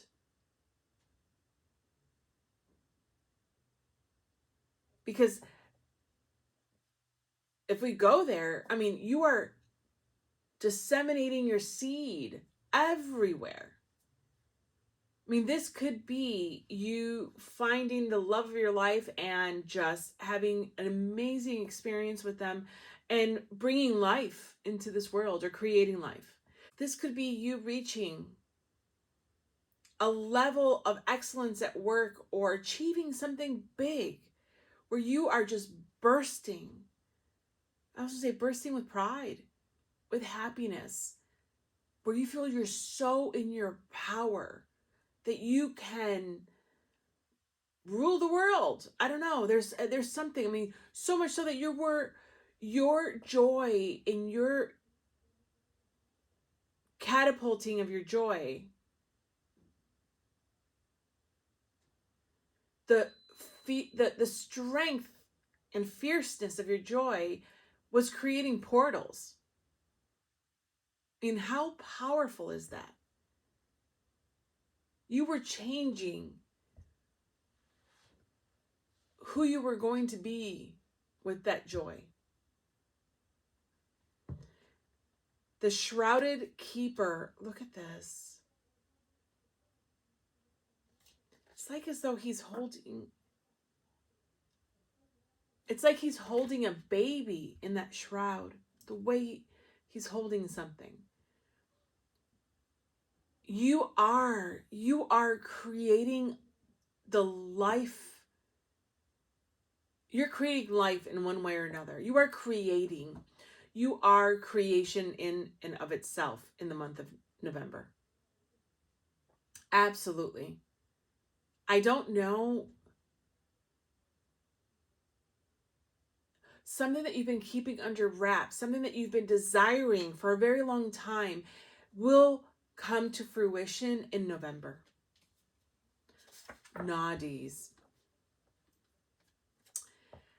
Constraints, delays, overcoming limitations, endurance, survival, growth through adversity, saving for a rainy day, needs and necessities. This is, yes, it's what I said.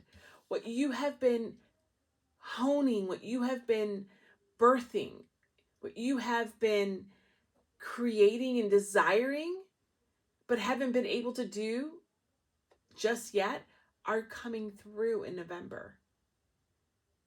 November is your harvest. will truly be your harvest month.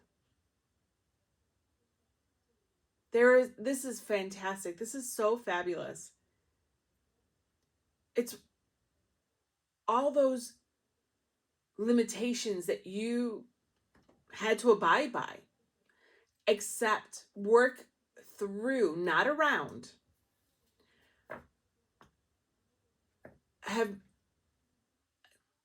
brought you closer to you receiving what it is that you have desired, will be the reason why you're getting what you desire now.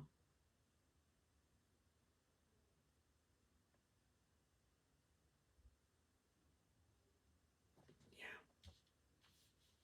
I just heard explosion of joy. An explosion of joy. Amazing. Autumn. Holy moly.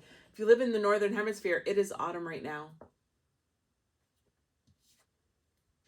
Maturity, self-care, harvest, releasing. Well, I love maturity, especially with what I said here. I think that it's like harvesting, right? What you've been harvesting is at its peak maturity. It's at its peak point. Like it's ready. It's ready to express itself. It's ready to be harvested. It's ready to go out on its own. It's ready to stand and exist on its own.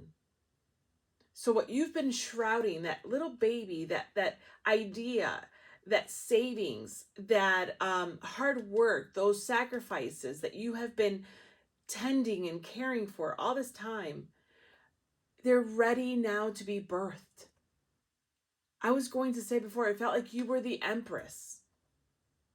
You were an air empress, right? She's all the queens in one.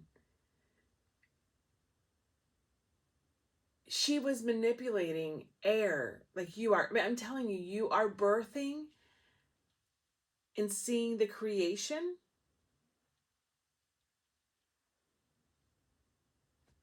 this month of what you've been working on, persevering for, and truly been sacrificing for in the month of November. Chakras with desire. Now, this is you balancing. It's definitely, honey, it's you balancing. It's you not only desiring for balance in your life, but it's also you realizing that you have more control over the balancing in your life than you thought maybe previously.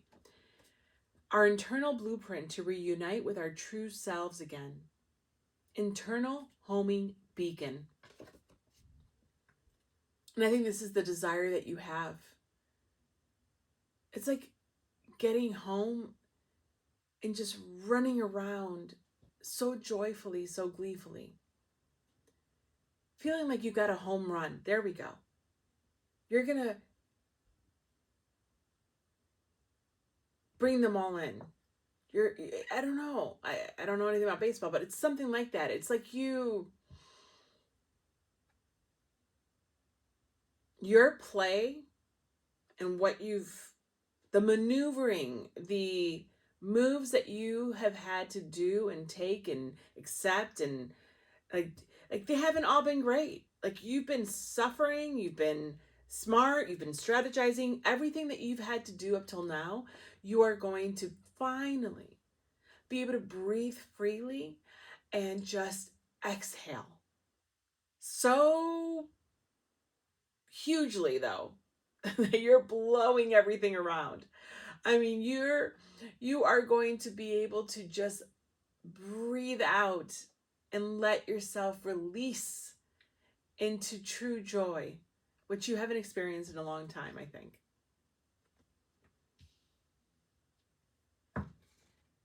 The Ten of Swords with the Shrouded Keeper. Yes, you won't have to be keeping it anymore. It's done. You're birthing it.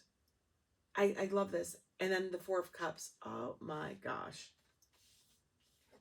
with nadis.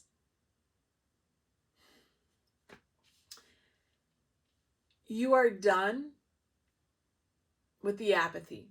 You're done with the boredom. You are done with withholding, right? Withholding from being happy. And you are ready to bring in that harvest. Everything you've done has been purposeful. This is a person who has had to sacrifice and who has been dragging themselves potentially to this finish line. But you're going to reach this finish line with so much wisdom and strength and resilience that you have accumulated over all this time, that is a gift in and of itself. But the icing on top is going to be the fact that you are going to achieve something that you have been meticulously taking care of, pruning, feeding, gestating, for a long time. And it's finally ready to be let out in the world. And it's going to bring you so much joy and so much success. This is really exciting. Really, really exciting, Aquarius. It's so well deserved. I hope that this sets up your holiday season to be as wonderful as you are. Oh, my love always. Bye. Pisces, last but not least, you're up.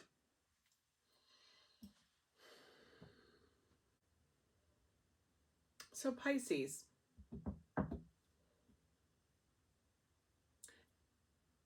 no sadness. But what I got was an underwater scene, and I never left it. It took me a second, though, to figure out what it was originally, because I just got like this mass on my left side when it was dark, but I couldn't really tell like what it was.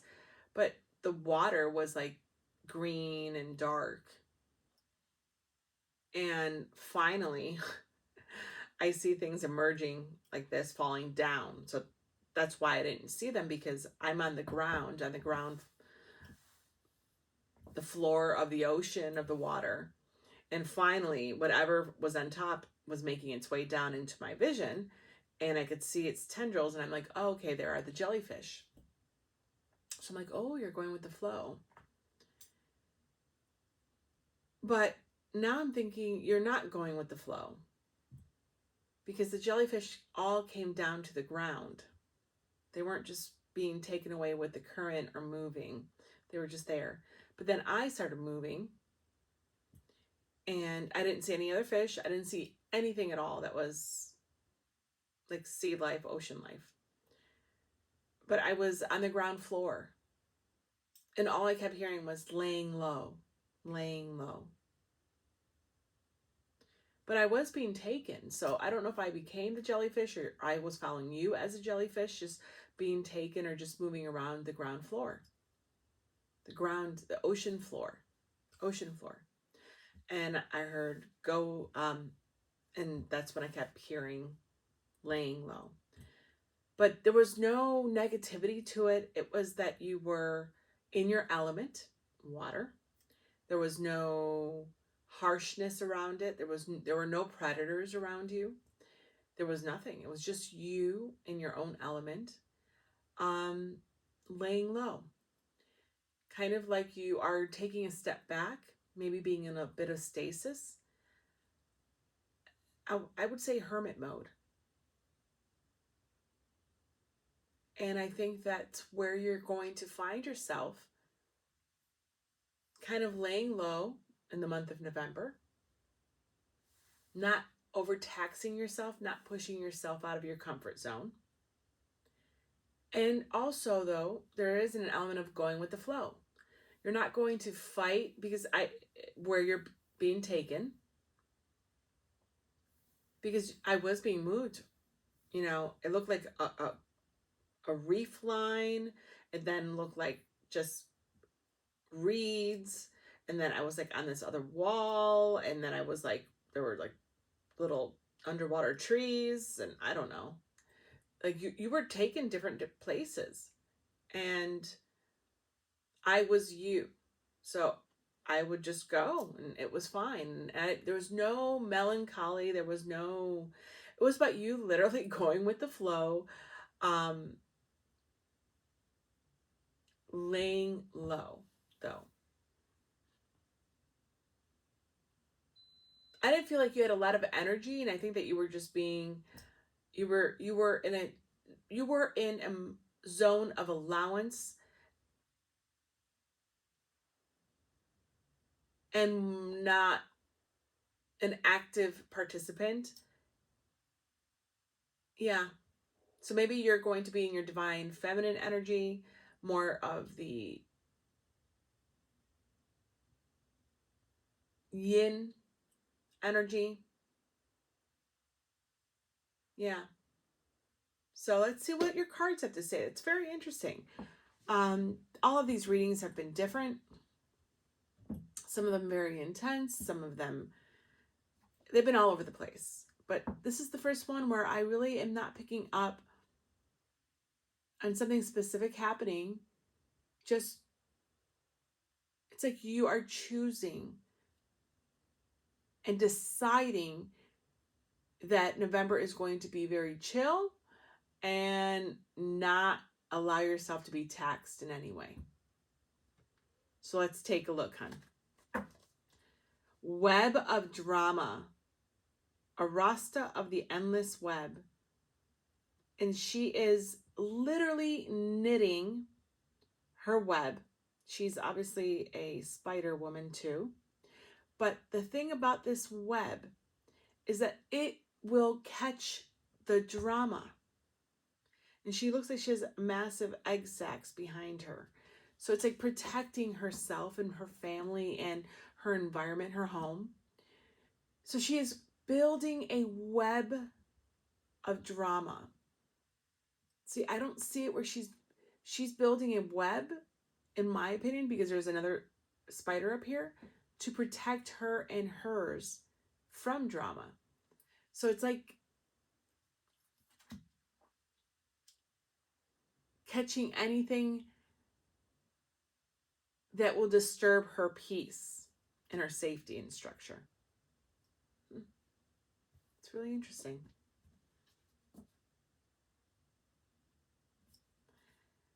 The ascendant. Yeah, this is what I was talking about.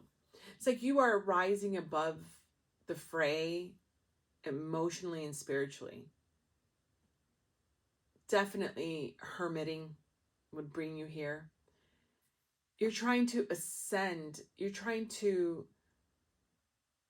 see beyond the trivial things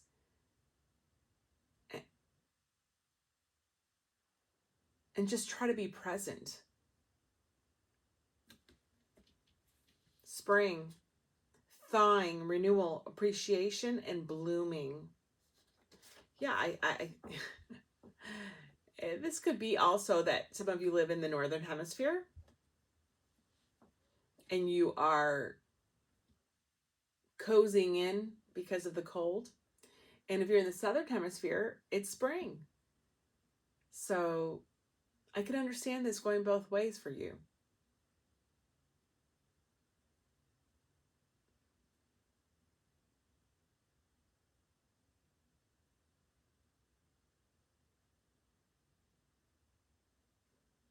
Maybe you want to bloom.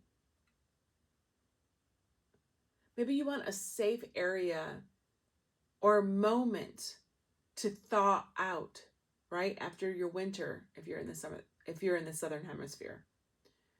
Maybe you want a moment to get your bearings straight, to enjoy the present and not worry about starting to do, moving forward so quickly.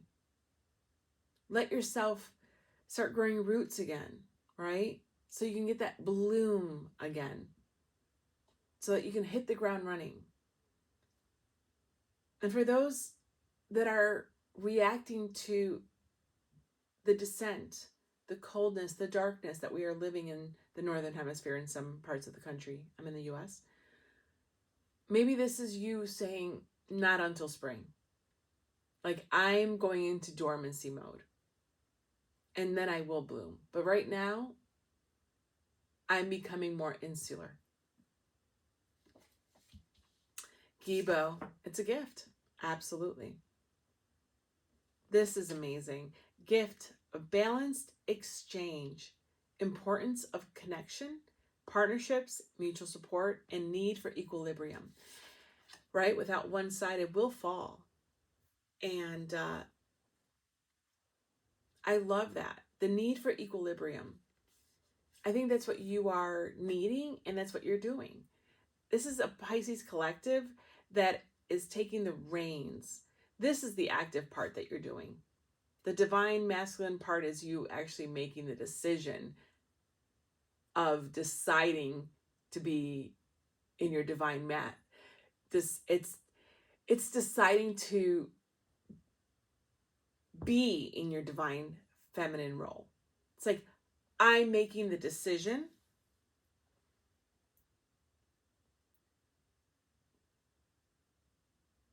to take myself out of the rat race for a bit. I am going to pour into me, and I am going to nurture me, focus on my own self-care, and not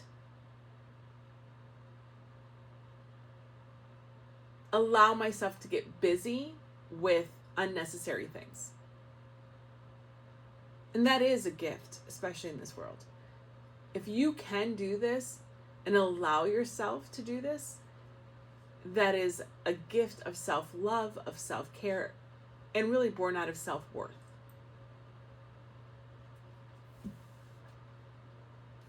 We have, these are all reversed. We had the 10 of Cups reversed with the web of drama.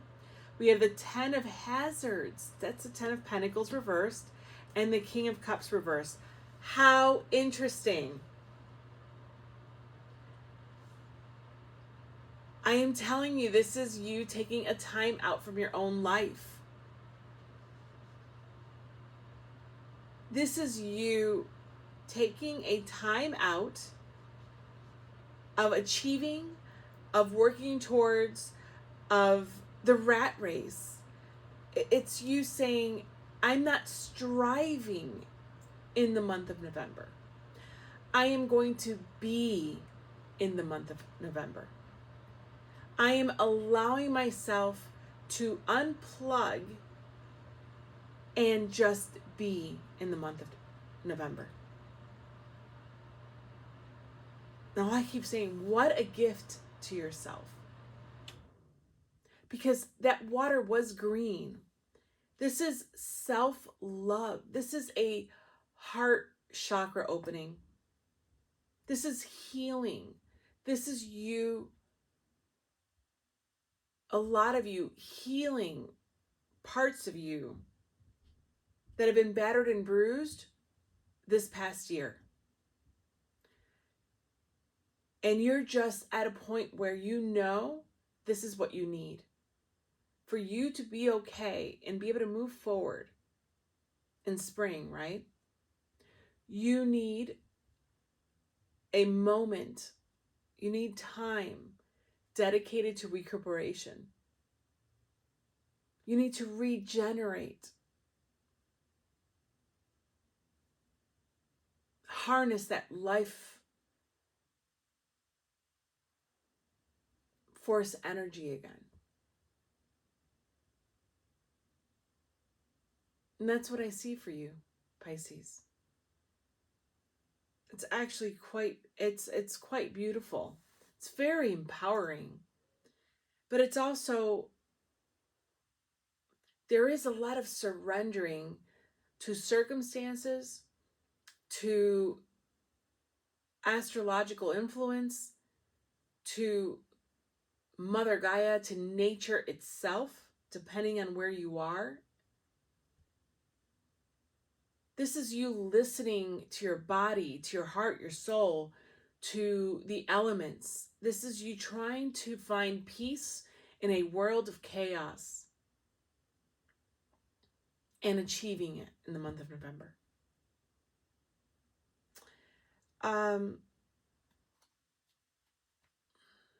Any advice, Spirit, for Pisces during this time? Any advice, Spirit, for Pisces during this time? Any advice, Spirit?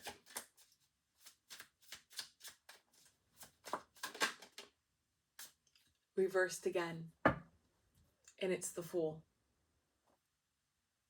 I love it. That's breaking here. The Ace of Cups. This is self-love. This is you giving yourself self-love. And then the King of Swords, knowing this is what you need to do.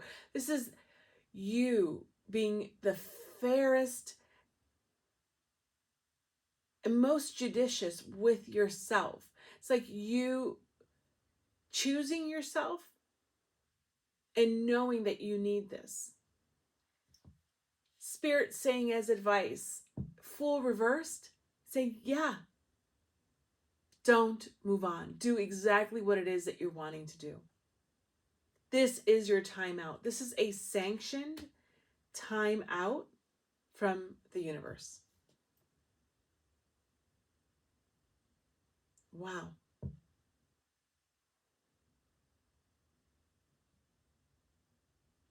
Amazing. Bottom of the deck, we have the Queen of Cups. It's time to remother yourself. Look after yourself like a mother would. It's time to be in your divine feminine. It's time to nurture, sustain your healing and growth from the past 10 months of this year. Allow yourself to regenerate and rebuild from this year's hardships. I wish you the best and most healing month of November. All my love. Bye.